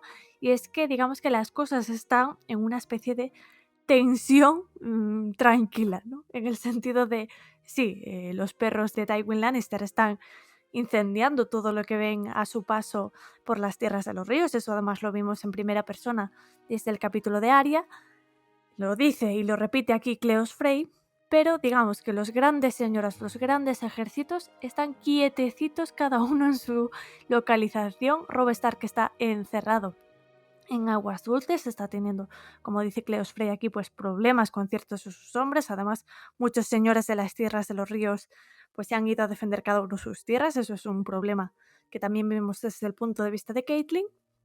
Y por parte de Tywin, pues él está quietecito en Harrenhal, tranquilo, calmado, hasta que vea algún tipo de movimiento por parte de Robb Stark. Por otra parte, también tenemos a Renly, que se va, bueno, pues pasito a pasito subiendo por el camino de las rosas, pero con toda la tranquilidad del mundo, a ver si sus enemigos se mueren antes de que él llegue. Y por otra parte tenemos a Stannis que también por ahora se está preparando poquito a poco para atacar, en teoría, a la capital, aunque nosotros luego sabremos que va a tomar una decisión muy distinta y que ya hablaremos de ello. La cuestión es que, digamos que estamos en una situación de la Guerra de los 5 Reyes, en esa tranquilidad tensa, ¿no? Podríamos decir una especie de guerra fría en la que todo está excesivamente tenso y que está a punto de estallar. Y en esta tensa tranquilidad, lo único que teme Tyrion ante todo es que todo esto estalle antes de que él esté preparado, ¿no? Él lo dice: lo único que necesito es tiempo para tener lista la cadena, tiempo para hacer mis planes por ahora desconocidos con este fuego valirio, y necesito ese tiempo para estar yo preparado antes de que todo esto estalle, porque va a estallar. Y muchísima razón que tiene, ¿no?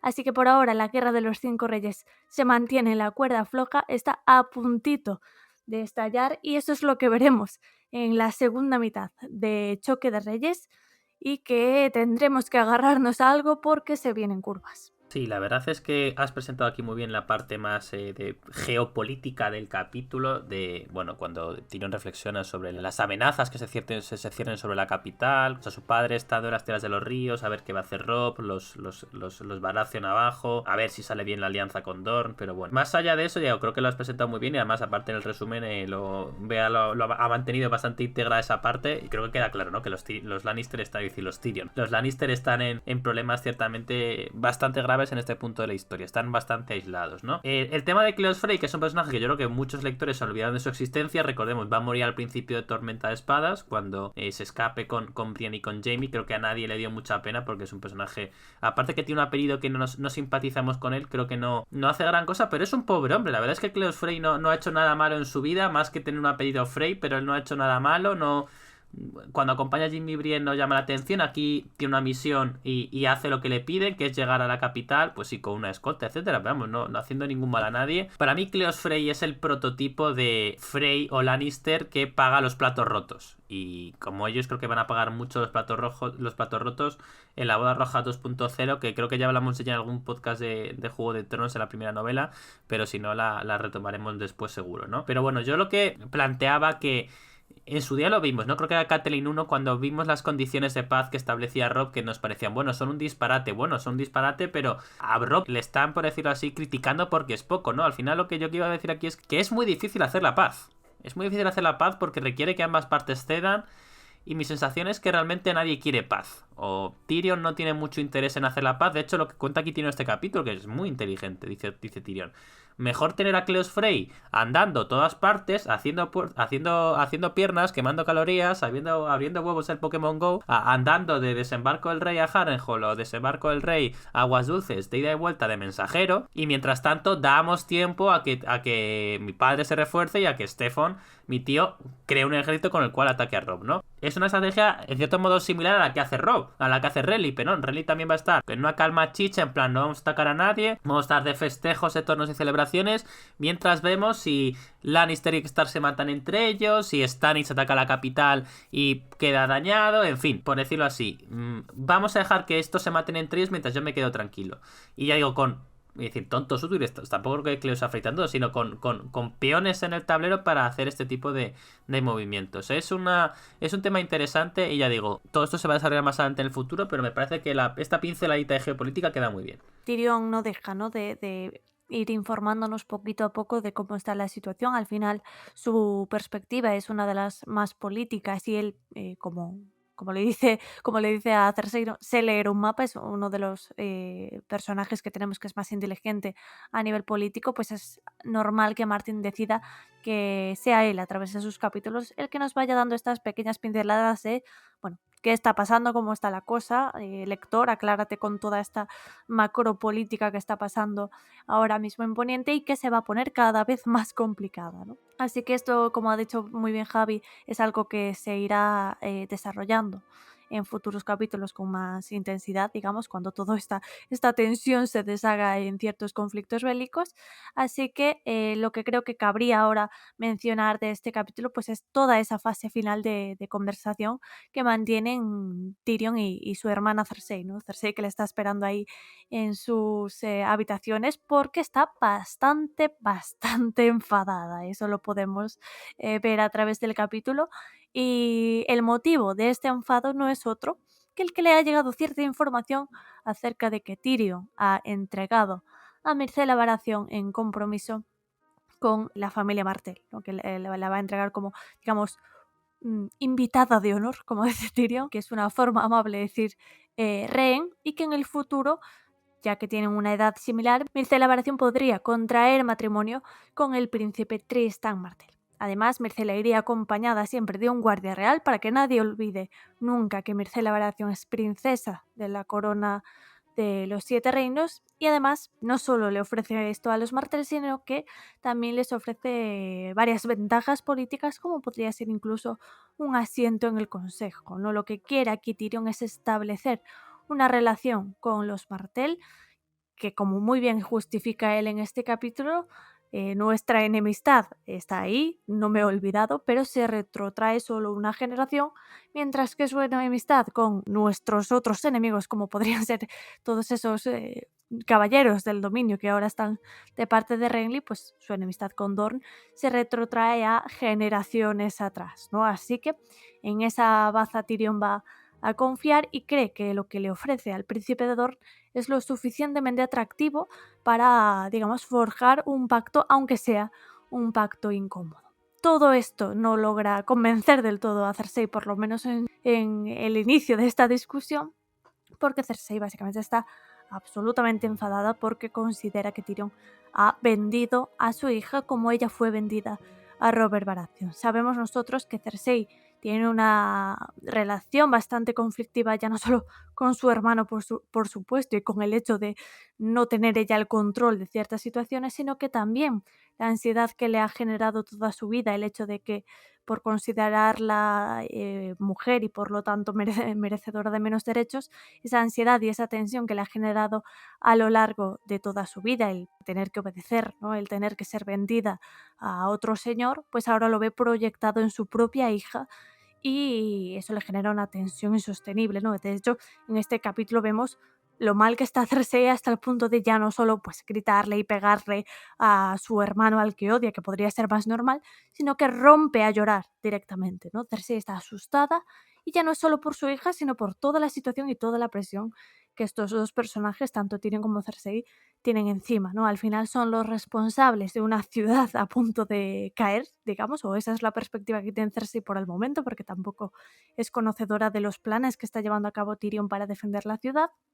Y toda esta presión, toda esta idea de que están desprotegidos ante múltiples enemigos que lo que quieren es matarla a ella y a sus hijos, pues evidentemente es lo que la hace pues tener esta respuesta emocional que nunca hubiese tenido de otra manera delante de Tyrion. La relación entre estos hermanos nunca ha sido positiva, pero aquí lo que vemos, aparte de toda esa enemistad y toda esa negatividad que tienen estos dos, es que llegan a una especie de acuerdo, ¿no? A una especie de acuerdo incómodo en el que se han dado cuenta de que ambos necesitan, digamos, el apoyo del otro para poder sobrevivir frente a sus enemigos, ¿no? Tyrion, de hecho, mientras van hablando, se va dando cuenta de que casi ha convencido a Cersei del plan de Myrcella Baratheon porque, digamos que cambia el tono y le explica que Myrcella Baratheon estará más protegida en Dorne de lo que está en Desembarco del Rey ante todos esos enemigos que tienen delante, ¿no? Así que Cersei, que había sido, digamos,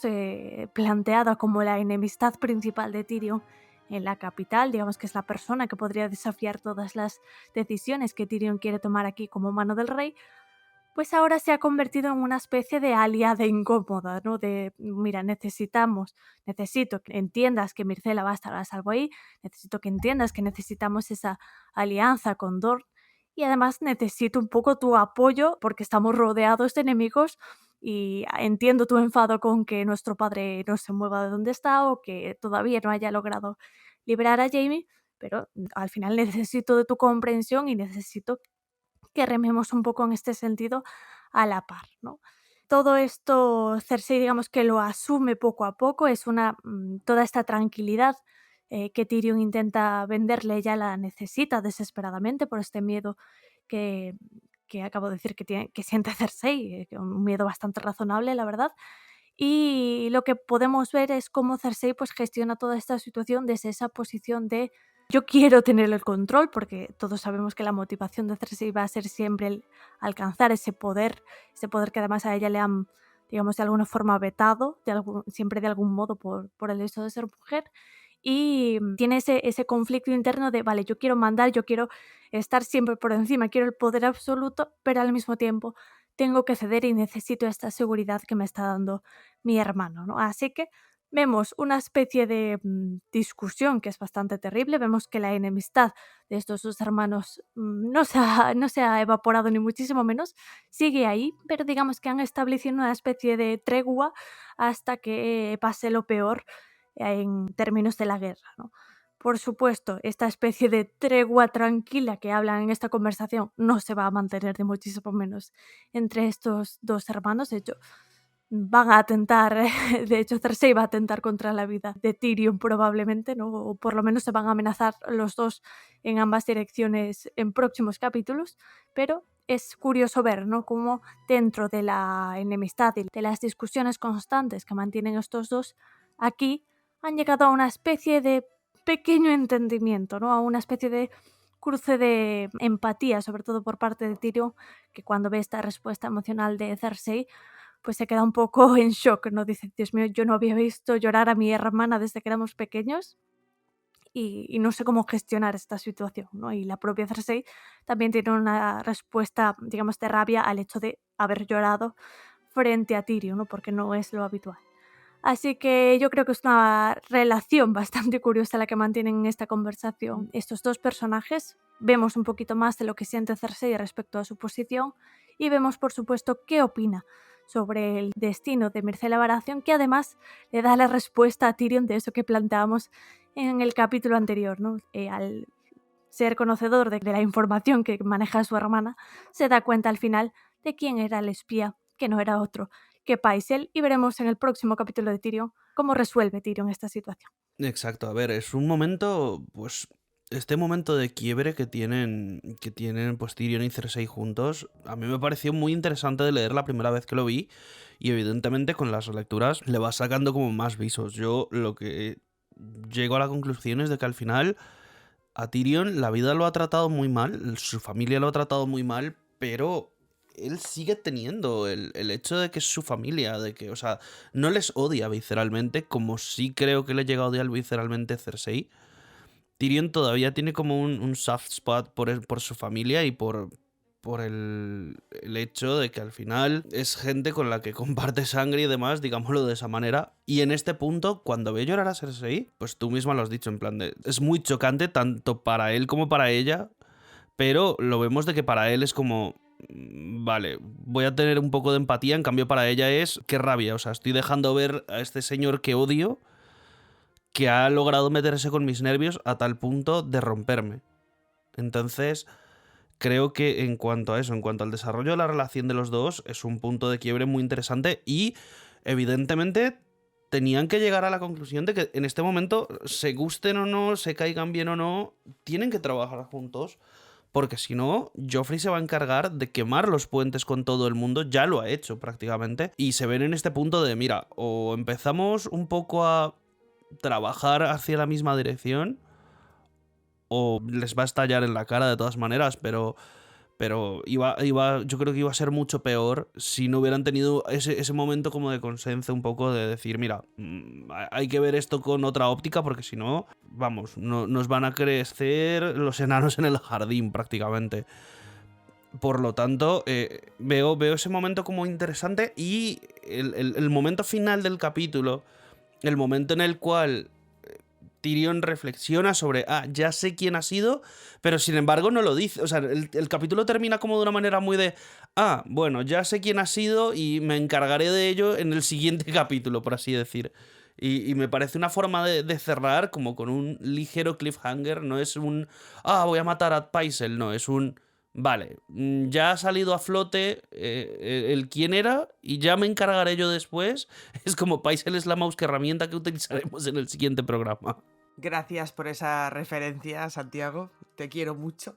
La mouse que herramienta. A ver, a mí esta conversación me parece fascinante entre ambos personajes. Es una conversación que ya hemos visto durante todos estos capítulos de Tyrion. Varias veces se han juntado ya los hermanos para discutir, pero lo cierto es que tenéis mucha razón cuando decís, Santi en este caso y Berta, tenéis mucha razón cuando dicen que realmente es un punto de inflexión para ambos personajes, porque por el lado de Tyrion, él que siempre pues quiere ir un paso por delante de Cersei y se pasa la torera, pues eso, ¿no? Lo de la carta, primero para mí, lo de los alquimistas, primero para mí, yo primero, yo todo, yo soy el más listo, yo lo compruebo todo y a mi hermana tal, lo de Myrcella, todo, realmente Tyrion le está escondiendo absolutamente todo a Cersei, que Cersei luego se entera.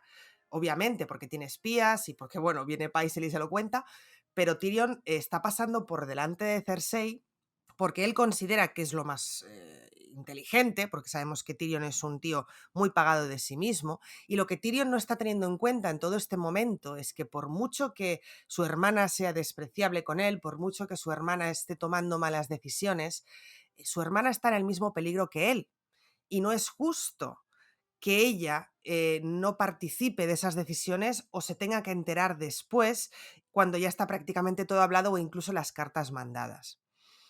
Entonces yo creo que aquí Tyrion se da cuenta, aunque seguirá haciéndolo por supuesto, pero se da cuenta de que por mucho que intente mantener al margen a Cersei, no es su vida lo único que se juega o la gente de la ciudad. La vida de su hermana también está en juego, la vida de sus hijos, de la hermana, también está en juego. Y creo que puede llegar a entender, aunque insisto, luego hará lo que le dé la gana, claro, decir la palabra desprotegida o desvalida a Cersei es un poco raro, ¿no? Pero desde luego perdida sí, Porque claro, si tú te das cuenta de que alguien está tomando decisiones y cuando tú te enteras ya es tarde y encima al ser mujer sabes que el otro va a tener siempre el salvoconducto del padre y aunque Tyrion tome buenas decisiones, yo entiendo a Cersei que quiera recibir también esa información. El problema es luego cómo Cersei gestiona esa información, ¿no? Pero creo que Tyrion se da cuenta de que igual, pues eso, es normal que Cersei se tome las cosas así.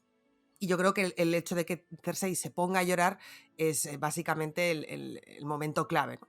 Y por otro lado tenemos a Cersei, que ojalá, que me encanta que se nos dé los puntos de vista más adelante, pero ojalá tuviéramos punto de vista de Cersei, porque yo creo que Cersei desde el principio sabe, y por eso también creo que es el tema de yo soy la reina regente, bla, bla, bla, sabe que su hijo es un inepto y que las decisiones de su hijo son peligrosas. Y yo creo que ella se da cuenta de que necesita a ese hermano al que odia, porque sabe que sin él estaría a merced de las decisiones de Joffrey, que es prácticamente incontrolable, ¿no? Por suerte la carta del padre vale mucho más de lo que ella dice, ¿no? En este punto, la carta de Tywin vale mucho más de lo que ella intenta hacerle ver a Tyrion, y ella es consciente, por supuesto. Entonces, claro, se crea una situación extraña entre ambos porque ambos se necesitan, o ambos de alguna forma, él necesita de alguna forma contar con ella para tomar decisiones como la de Myrcella, y ella obviamente necesita contar con él por toda la parte estratégica, pero no se soportan, sobre todo Cersei a él. Entonces es una situación muy interesante. A mí me encanta, la conversación es brutal y me encanta ver esa parte de humanidad de los dos, hasta el punto en el que yo, Stark acérrima, sufro por los Lannister aquí, que es un poco lo que siempre comentamos, ¿no? En Choque, sufres por ellos, te da miedo por ellos, te pones del lado de ellos. Es fantástico, fantástico cómo se revierte el punto de vista hasta ese punto, hasta que, no diré que vea a Robb como un villano ni muchísimo menos, ¿no? Pero es aquello de decir, ¿qué va a hacer esta gente? ¿Qué va a hacer esta gente que también tienen hijos, que también quieren vivir? Y te das cuenta un poco de la dualidad de las cosas y de que al final la guerra no es buena para nadie, ¿no? De todas maneras, esto creo que dura poco, por lo que decía Berta al principio, ¿no? Luego ellos se van ya con las amenacitas y las tentativas de la asesinación. Entonces, disfrutemos de este momento de los dos hermanos Lannister, con el otro además cautivo, quién sabe dónde, tratando de llevarse bien por la causa Lannister y básicamente por salvar el pellejo. Pues sí, la verdad es que es un pequeño oasis, no diría de buena relación entre Cersei y Tyrion, pero por lo menos es un pequeño oasis de tranquilidad, ¿no? en la relación de estos dos hermanos, a pesar de ser una discusión tan grave la que mantienen en este capítulo, ¿no? Pero lo que se vendrá después pues será bastante más conflictivo y lo analizaremos también, llegado su momento, pues por qué hacen lo que hacen estos dos hermanos el uno contra el otro. Llegados a este punto, pues habrá que hablar también de su relación y por qué hacen lo que hacen y qué motivaciones tienen, ¿no? Pero bueno, la cuestión es que vamos a ir cerrando por aquí el análisis del capítulo porque digamos que Tyrion tiene muchos capítulos y va a seguir extendiéndose en este sentido mucho más en los próximos que tengan Choque de Reyes, así que vamos a pasar, Javi, a que nos cuentes qué presagio y qué teoría nos ha traído este capítulo esta semana. Este capítulo yo creo que es un capítulo bastante bueno, me han encantado los puntos que habéis hecho sobre el tema de Cersei, lo habéis ilustrado a la perfección, creo que es uno de los highlights, para mí es lo mejor, o sea, seguramente lo mejor del capítulo, pero yo creo que lo habéis cubierto de maravilla, pero en el presagio y teoría va a aparecer Cersei, pero va a aparecer la teoría, no en el presagio. Y como ya aventuramos antes, en el presagio va a aparecer la figura del Loce de los Siete. En ese discurso de este profeta, de este pseudo septón chiflado, le define como profeta y estúpido, como dice Tyrion, habla gritando, dice: corrupción, ahí tenéis la advertencia, contemplad el flagelo del padre. En todo ese speech que lo hemos analizado antes, vemos la fe como empieza a arrancar como figura política. Creo que habéis dado muy buenos argumentos antes ante mi queja de que la fe es aburrida, no aporta nada. Yo mencionaba que no me aporta nada porque no es nada que no hayamos visto antes, pero creo que Bea lo ha explicado fantásticamente bien cómo desde el punto de vista narrativo pues tiene sentido que existan elementos que conozcamos, y luego Berta tiene razón y de hecho va a ser el presagio que aporta desde el punto de vista político, desde luego, ¿no? Y la fe va a ser clave, como estamos antes augurando, en Festín de Cuervos. De hecho, se convertirá en el actor político más poderoso de todo, iba a decir, de todo el reino, de todo Poniente, no lo sé, pero al menos de la capital, porque la fe es capaz de poner como prisionero, es decir, tener el control y el poder sobre las dos reinas. La Fe mete en prisión a Margaery y a Cersei. Solamente puedes hacer esto si tienes muchísimo poder. La Fe, por ejemplo, de Choque Reyes le dice, intenta detener a Cersei, vamos, es que ni se atreve bajo ningún concepto, porque sabe que a los 2 minutos han rodado el septo y han matado a todos, ¿no? Pero ante una situación de debilidad en que se encuentran claramente los Lannister y unos Tyrell también en parte diezmados por los Lannister, y por supuesto porque la propia Cersei va a alimentar mucho a la Fe de los 7 bajo el gobierno del Gobierno Supremo, pues se van a producir todos estos acontecimientos que vamos a ver en Festín de Cuervos, ¿no? Ya digo, y lo que os quería preguntar en la sección de presagios, más allá de, bueno, si tenéis algo que comentar sobre esta parte, pero sobre todo preguntaros qué creéis que va a hacer la Fe bajo el Gobierno Supremo en Vientos de Invierno, porque hay quien dice que va a seguir trabajando de forma independiente, en plan, yo contra el mundo, yo contra todos, y me da igual meter en la cárcel a una Cersei que a una Margaery, o si creéis que va a romper esa neutralidad y va a tomar partido. Puede que apoye a los Tyrell, porque se dice que Mace Tyrell ha traído ya al ejército a Desembarco del Rey, que va a hacer presión, por decirlo de forma educada, para que liberen a Margaery, o que podría apoyar al supuesto Aegon. Recordemos que en el epílogo de Once Dragones, Varys, mientras mata a Kevan, le dice que, bueno, que Aegon ha sido el criado bajo la Fe de los 7, con una septa, la septa Lemor que le ha formado en la Fe de los 7, como dando a entender que quizás podría intentar a Aegon ganarse a la Fe de los 7 y que la Fe de los 7 podría apoyarla. Así que eso, lo que os pregunto es eso, ¿qué creéis que va a hacer la Fe? ¿Si va a tomar partido o va a seguir en guerra contra todos? Pues yo creo que la Fe al final va un poco a decantarse por quien más le convenga. Creo que ya han intentado hacer esto de nosotros contra el mundo y, hombre, han logrado cosas. O sea, han humillado directamente a Cersei Lannister. Pero creo que va a llegar el punto en el cual, pues como tú dices, los Tyrell van a hacer presión, entre muchas comillas, y con presión supongo que fácilmente meterán a su ejército a matar gorriones. Pero es eso, yo creo que va a llegar el punto en el cual a la Fe le toque decidir por un bando o por el otro.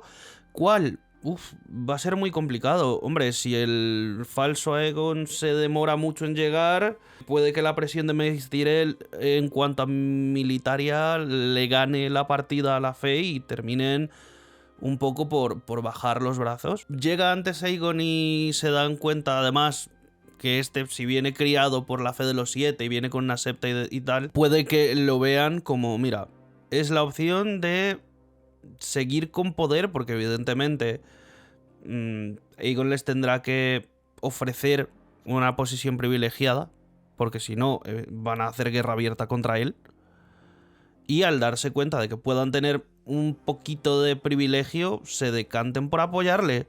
Creo que es más cuestión de los tiempos, o sea, de quién llegue a qué punto o quién rompa qué punto primero, a el hecho de que ellos mismos se decanten por una cosa o por la otra. Creo que la opción no va a ser de, tengo estos dos pretendientes y voy a decir por cuál me voy, sino dependiendo del momento en el cual me pillen, voy a tener que decidirme por un lado o por el otro. La verdad es que la pregunta es interesante. A mí siempre me ha gustado el papel que tiene la Fe en todo esto. Creo que de alguna manera, como dice Berta, ¿no? No estoy segura.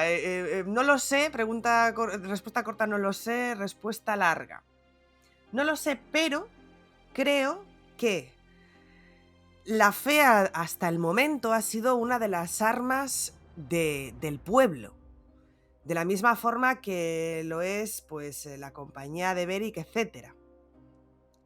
Entonces, es de las pocas armas que tiene el pueblo y es un arma poderosa. Es un arma que hemos visto que puede doblegar a los poderosos. Es un arma que en época de guerra o en época de inestabilidad es brutal.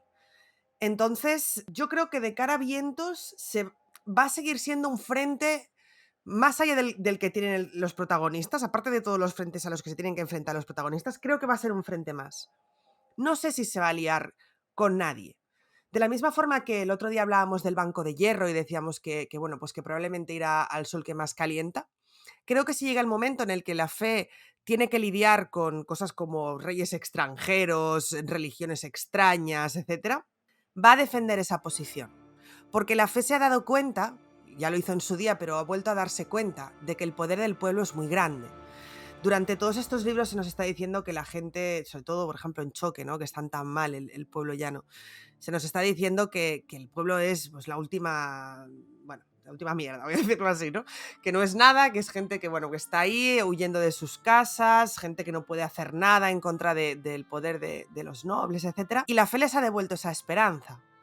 Entonces, teniendo en cuenta que además tiene unas convicciones tan férreas, que son capaces de doblegar a quien haga falta, con tal de mantener esos preceptos, que bueno, se disfrazan de preceptos pero no deja de ser política, como decía Berta, yo creo que van a hacer su propia guerra, entre comillas. Es decir, creo que ellos, no digo que vayan a ser un frente que se vaya a enfrentar en una guerra abierta, pero sí creo que tendrán el poder suficiente como para establecer ciertas condiciones.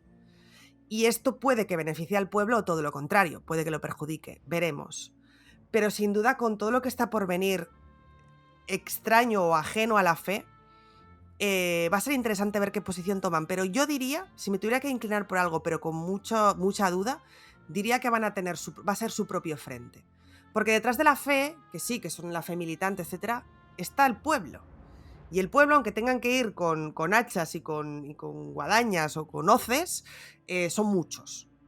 Entonces, no sería la primera vez de casos en los que, gracias a la religión, el pueblo vence a los poderosos, ¿no? O si no por la fe, por movimientos de este estilo. Entonces, básicamente, la mayoría de las revoluciones se sustentan, quizá no en la religión, pero en movimientos parecidos. Entonces, yo creo que van a ser su propio frente. Vale, aquí el tema de la fe es un frente que está muy abierto y con un crecimiento de poder bastante exponencial, bastante marcado en Festín de Cuervos sobre todo, ¿no? Por ciertas decisiones que toma Cersei. Y estoy de acuerdo con Bea en que ahora mismo, por ejemplo, es su propio frente, pero creo que la decisión de Martin podría ser cerrarlo. Y eso podría ir, yo creo, por dos vías. La primera, digamos que la cúpula, como quien dice, ¿no? Los que mandan en la fe son destruidos, que es un poco lo que pasó en la serie.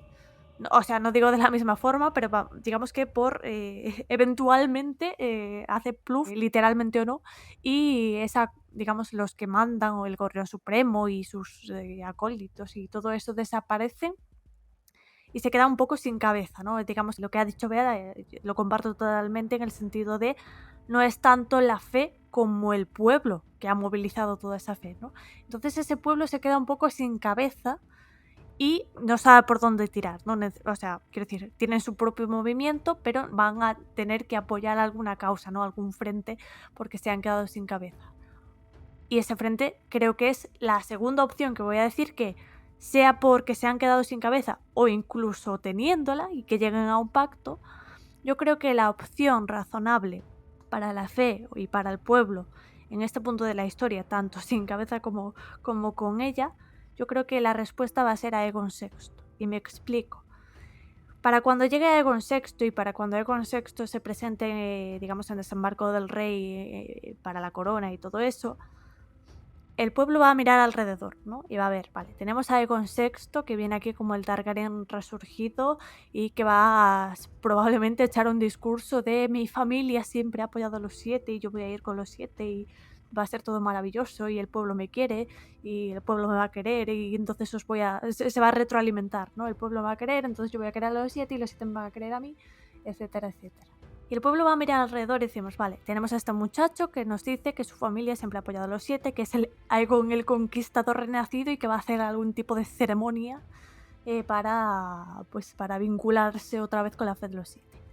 Y va a mirar alrededor y va a ver, vale, por un lado tengo a Euron, que Euron viene un poco en plan destroyer con su, digamos, entendimiento de los dioses un poco abstracto en el sentido de que él se considera a sí mismo un dios. Así que no es, creo, la opción más atractiva para el pueblo, básicamente porque también, bueno, Euron. Luego van a tener probablemente a Daenerys, que, bueno, es Daenerys, ¿no? Trae sus costumbres, trae pueblos extraños, trae religiones extrañas y ella misma no tiene una religión definida, ¿no? Luego está el poder anterior, ¿no? Ese poder al que estaban enfrentados, que va a ser, pues, Cersei. Y bueno, Cersei se encargará, supongo yo, un poco de los Tyrell y todo eso. Va a haber ahí enfrentamiento, entonces el pueblo no va a querer estar ni con Cersei ni con, digamos, el remanente del poder anterior. y luego en el norte pues tienen sus propios dioses y está Stannis con su propio dios. Entonces el pueblo digamos creyente, la fe de los 7 está un poco como, a ver, ¿qué nos queda? Pues nos queda Aegon.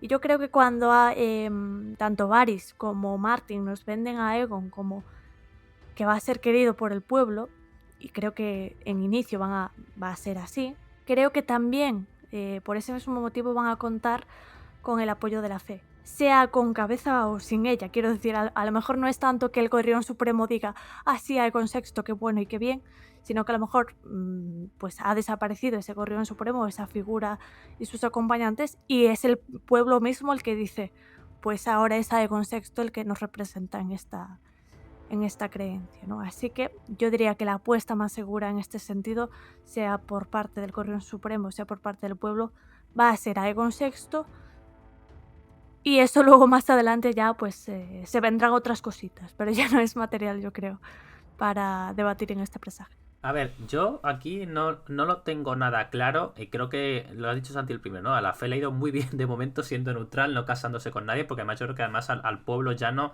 siempre, pues quien va contra los, aparte quien va contra los, sino que va contra los poderosos, quien dice, este no se casa con nadie, este atiza a los dos bandos, como que eso suele generar simpatía, esta neutralidad o ir un poco haciendo la guerra por su cuenta, creo que le ha funcionado muy bien, digo, creo que Santi lo ha contado antes, y luego también ha hablado de ello. Y Berta ha apostado muy firmemente por Aegon. Para mí, fijaos, o sea, no es del todo el cómo, sino el por qué. A mí yo justifico, o sea, yo creo que Aegon va a tener de su mano comiendo a la fe de los 7. ¿Para qué? Para que Aegon sea el rey con la corona Targaryen, con la espada Targaryen y ungido por la fe de los 7 como rey, modelo y prototipo para cuando llegue Daenerys Targaryen. Para mí es bastante... Hay unos 7 reinos, un artículo sobre el destino de las coronas Targaryen. Básicamente la corona de Aegon el Conquistador, que igual se quedó en Dorne, y la sexta corona, que es la corona que tenía presuntamente previa a Aerys el Loco. Al parecer esas dos coronas están disponibles. Esas coronas podrían llegar, o la que se quedó en Dorne, que técnicamente se perdió en Dorne y no se sabe nada, y la sexta, que digo que es previa a la rebelión de Robert, esas dos coronas creo que podrían llegar a las manos de Aegon. Si Aegon, repito, para mí es rey con la corona de Aegon el Conquistador, o la corona de... otra corona que se inventen que sí que pueden datar, que es una corona Targaryen, más la espada fuego oscuro, y para mí el tercer elemento de legitimidad es he sido coronado, ungido por la fe de los 7 en el septo de Baelor. Eso es como ya tengo todo para ser el rey, nadie me puede decir nada, y es una figura como, no diré intocable, pero sí puesta en un pedestal para que se enfrente a ella la conquistadora extranjera Daenerys Targaryen, con los Dothrakis, con los Inmaculados, eunucos, bárbaros, salvajes y encima dragones, ¿no? Dragones, bestias horripilantes, ¿no? Entonces me parece como un gran contraste entre un rey y otro, y por eso creo que, o sea, como que la fe es la guinda, el pastel, el tercer elemento clave para apoyar esto. Ya digo, casi lo creo más por este porqué, para servir a la trama de Aegon contra Dany, que realmente por los argumentos que habéis dado, que son impepinables, pero digo, a mí como que, o sea, lo compro más por las consecuencias que en sí por las causas que va a tener, ¿no? Pero digo, es un tema súper interesante para el futuro. Y bueno, pasemos a la teoría de esta semana. Lo hemos leído en el resumen, menciona el alquimista, y dice que solo hace un año que encontramos 200 frascos en un almacén situado bajo el gran septo de Baelor. Frascos de fuego valirio. Ya hemos hablado en podcast pasados del ataque de Daenerys a Desembarco del Rey, como incluso hemos mencionado cómo el fuego valirio podría estar involucrado. De hecho, creo que la vez que se mencionó el fuego valirio en Juego de Tronos, no recuerdo qué capítulo fue, pues la sección de presagios o teorías hablamos de cómo Daenerys podría atacar Desembarco del Rey y frascos de fuego valirio, por decirlo así, abandonados o no recogidos, podrían explotar y convirtiendo lo que igual era un ataque concreto a un sitio determinado a una gran explosión, ¿no? Lo que yo os pregunto es por una acción que vimos en la serie Juego de Tronos. Y es a Cersei detonando el septo de Baelor. Yo recuerdo que fue un momento icónico, yo recuerdo que tuve la suerte de verlo en directo, o sea, un evento con público y con invitados y demás, con muchos asistentes, en su día organizado por Movistar Plus, y bueno, recuerdo la gente rompiendo a aplaudir. Creo que es quizá de los momentos más épicos de todo Juego de Tronos, aunque es una matanza de muchísimos inocentes, pero es espectacular, sin duda. Y claro, yo recuerdo que desde eso fue en 2016, estamos en 2022, han pasado 6 años casi. Ha habido muchos dimes y diretes entre el fandom de si esto va a pasar en los libros o no. O sea, creo que hay un consenso en que Daenerys va a atacar Desembarco del Rey, pero que Cersei sea quien detone el septo de Baelor. No que lo intente, sino que lo consiga. Creo que no. Yo al menos no tengo una respuesta segura. Así que, por ello os pregunto. ¿Creéis que Cersei detona el septo de Baelor es un invento de los showrunners de la serie? ¿O es un spoiler de lo que va a pasar en Vientos de Invierno? A ver, vamos a empezar por decir que esa escena puede ser la mejor escena de todo Juego de Tronos de la 5ª temporada para adelante. O sea, que vaya a estallar Cersei el septo de Baelor, yo espero, de verdad, que sea algo que les haya dicho Martin. O sea, no me creo que estos señores se hayan inventado algo tan épico y que además lo hayan ejecutado audiovisualmente tan bien sin haber salido de la cabeza de Martin. La cosa está en que no creo que pase como en la serie, de que gracias a ello se carga de un plumazo a todos sus enemigos dentro de la capital. Yo creo que va a ser más, si llegase a ser, o sea, si llegase a pasar, si llega a ser esto realmente algo que haya dicho Martin y que esté pendiente de escritura, yo espero que sea para cargarse la fe. O sea, no necesito que te quites a los Tyrell, no necesito que mates a Margaery y a Loras y a todo el mundo en plan con boom y ya luego veamos. O sea, además, es que la escena es muy completa, porque es como ver cómo está el septo y luego ver cómo Tommen se suicida. Y es como, sí, tú te has quitado de este lado, pero la vida también te ha quitado de este otro. Y recordemos que a partir de ahí ya es el momento en el cual en la serie nos muestran en plan a una Cersei totalmente darks con su super traje maravilloso de armadura, que me encanta ese traje. Pero es eso, yo creo que puede que sea la salida a que la fe un poco se está pasando 3 pueblos de sus poderes y de sus acciones. Y me parecería interesante verlo, eso, ver cómo fuese la salida de Cersei a cargarse la fe. Aunque también puede ser que pase por accidente. O sea, recordemos que nos lo dicen muy bien en este capítulo. El fuego valirio es muy inestable. Las jarras, las vasijas que están debajo del septo son vasijas que ni ellos sabían que existían. O sea, pensemos que eso puede estar desde la época de Aerys o incluso de la época de Jaehaerys, porque aquí nos dicen que en esa época ya existía la Orden de los Piromantes. Entonces, puede que sea también un golpe de efecto de decir, a ver, no creo que vaya a ser un Deus Ex Machina así como así para cargarte la fe, pero que pueda ser un golpe de efecto de que pase también un poco por accidente, entre muchas comillas.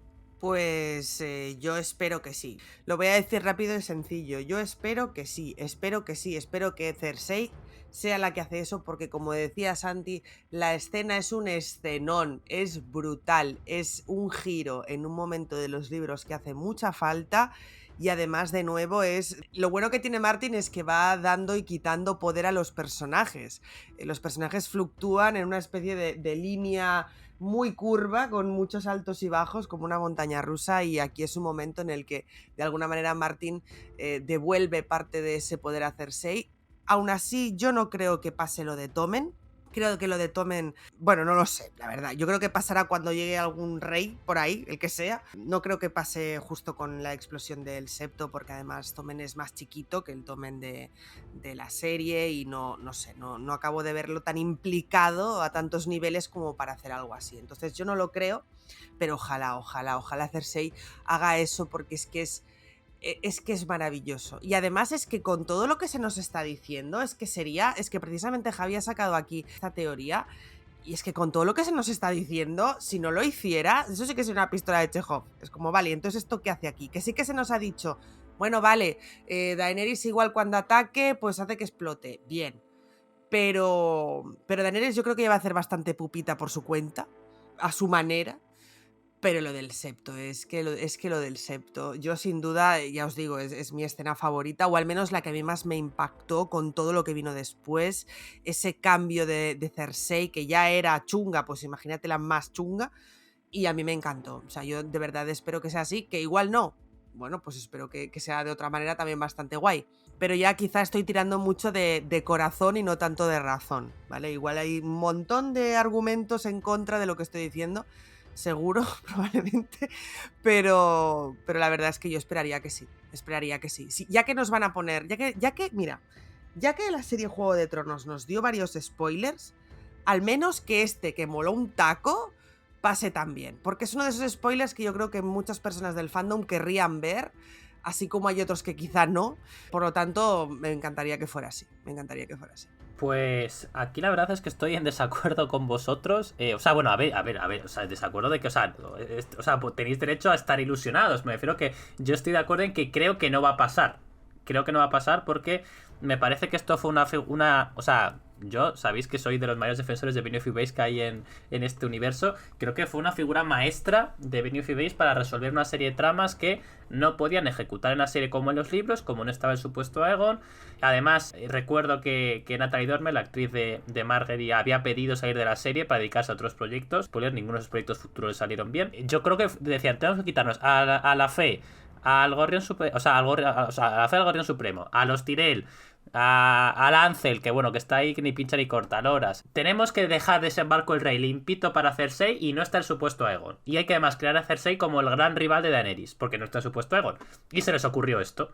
Y tomaron, mi opinión es que tomaron de base que Martin les diría, pues el fuego valirio va a ser importante en Desembarco del Rey porque cuando Daenerys saque la capital habrá fuego valirio y explotar el fuego valirio y eso causará problemas. Y ellos dijeron, oye, ¿por qué no montamos esto ya antes para que Cersei se alza al poder y hacemos una escena súper épica? Y así fue. Y efectivamente, como habéis dicho, pues fue una escena súper épica. Ya digo que me parece una genialidad de Benioff y Weiss, que yo digo, opinión personal, creo que no va a pasar en Vientos de Invierno. Pero bueno, no sé tampoco, yo creo que esto es un tema súper debatible y estoy seguro de que vosotros en comentarios en YouTube, en iVoox, en Lectu creo que no se puede comentar. Bueno, sí, en Lectu también se puede comentar, pero vamos, en YouTube, en iVoox, nos comentéis en nuestras redes, porque verá, creo que esto da para muchísimo debate. Por supuesto que da para debatir, como siempre os animamos a que nos comentéis a través de redes o a través de comentarios en cualquiera de las plataformas, pues qué consideráis vosotros acerca de tanto esta teoría que os traemos hoy como todas las teorías que os traemos en los demás podcasts. La verdad es que vamos a ir cerrando por aquí este análisis de Tyrion. Como decía antes, Tyrion va a dar mucho más contenido, mucho más juego en más capítulos que tiene adelante, que tiene bastantes. Así que hay que ir pasito a pasito, no adelantarnos a todo lo que acontece en Choque de Reyes, porque hay que digerirlo poco a poco. Así que vamos a dejar hasta aquí el análisis del capítulo y, como siempre, queremos agradeceros a todos vuestro apoyo, en especial a aquellos que nos apoyáis a través de Patreon, y menciono directamente a las manadas de Fantasma, Verónica Dane, Elendor, Luna de Jade, Lady von Garstein, Cindy Clery, Anya y Álvaro García, a la manada de Peludo, Jorge Alvarado, Andrea Angla, Pablo Villagómez y María de Castro, y a la manada de Viento Gris, María de Jesús Ruiz, Belén Albeza, Verónica BW, Manuel Mateus, Isabel Santos, Miguel Arias, Tony Pons, Raisa Monroy, Carmen Vera, Juan Gutiérrez Álvarez, Marina Fresno, L. Martín, David El Morao, Antonio Balmon, Paola Salazar, Blay Gerich, Luis Eduardo Saavedra, Edu Rojas y Chemistico. Muchísimas gracias a todos los que he mencionado, a todos los que no he mencionado porque estáis ahí en esas otras manadas que también nos apoyáis, y por supuesto también gracias a todos los oyentes que estáis ahí al otro lado de este micro. Además, como siempre, os recuerdo que podéis dejarnos preguntas para los capítulos siguientes, que los podéis dejar a través de nuestras redes sociales, que son La Canción Continúa en Facebook e Instagram y @lacancionpod en Twitter. Y podéis usar, como siempre, el hashtag PreguntasLCC. Nos oímos la semana que viene y hasta entonces, recordad, el juego ha terminado, pero la canción continúa.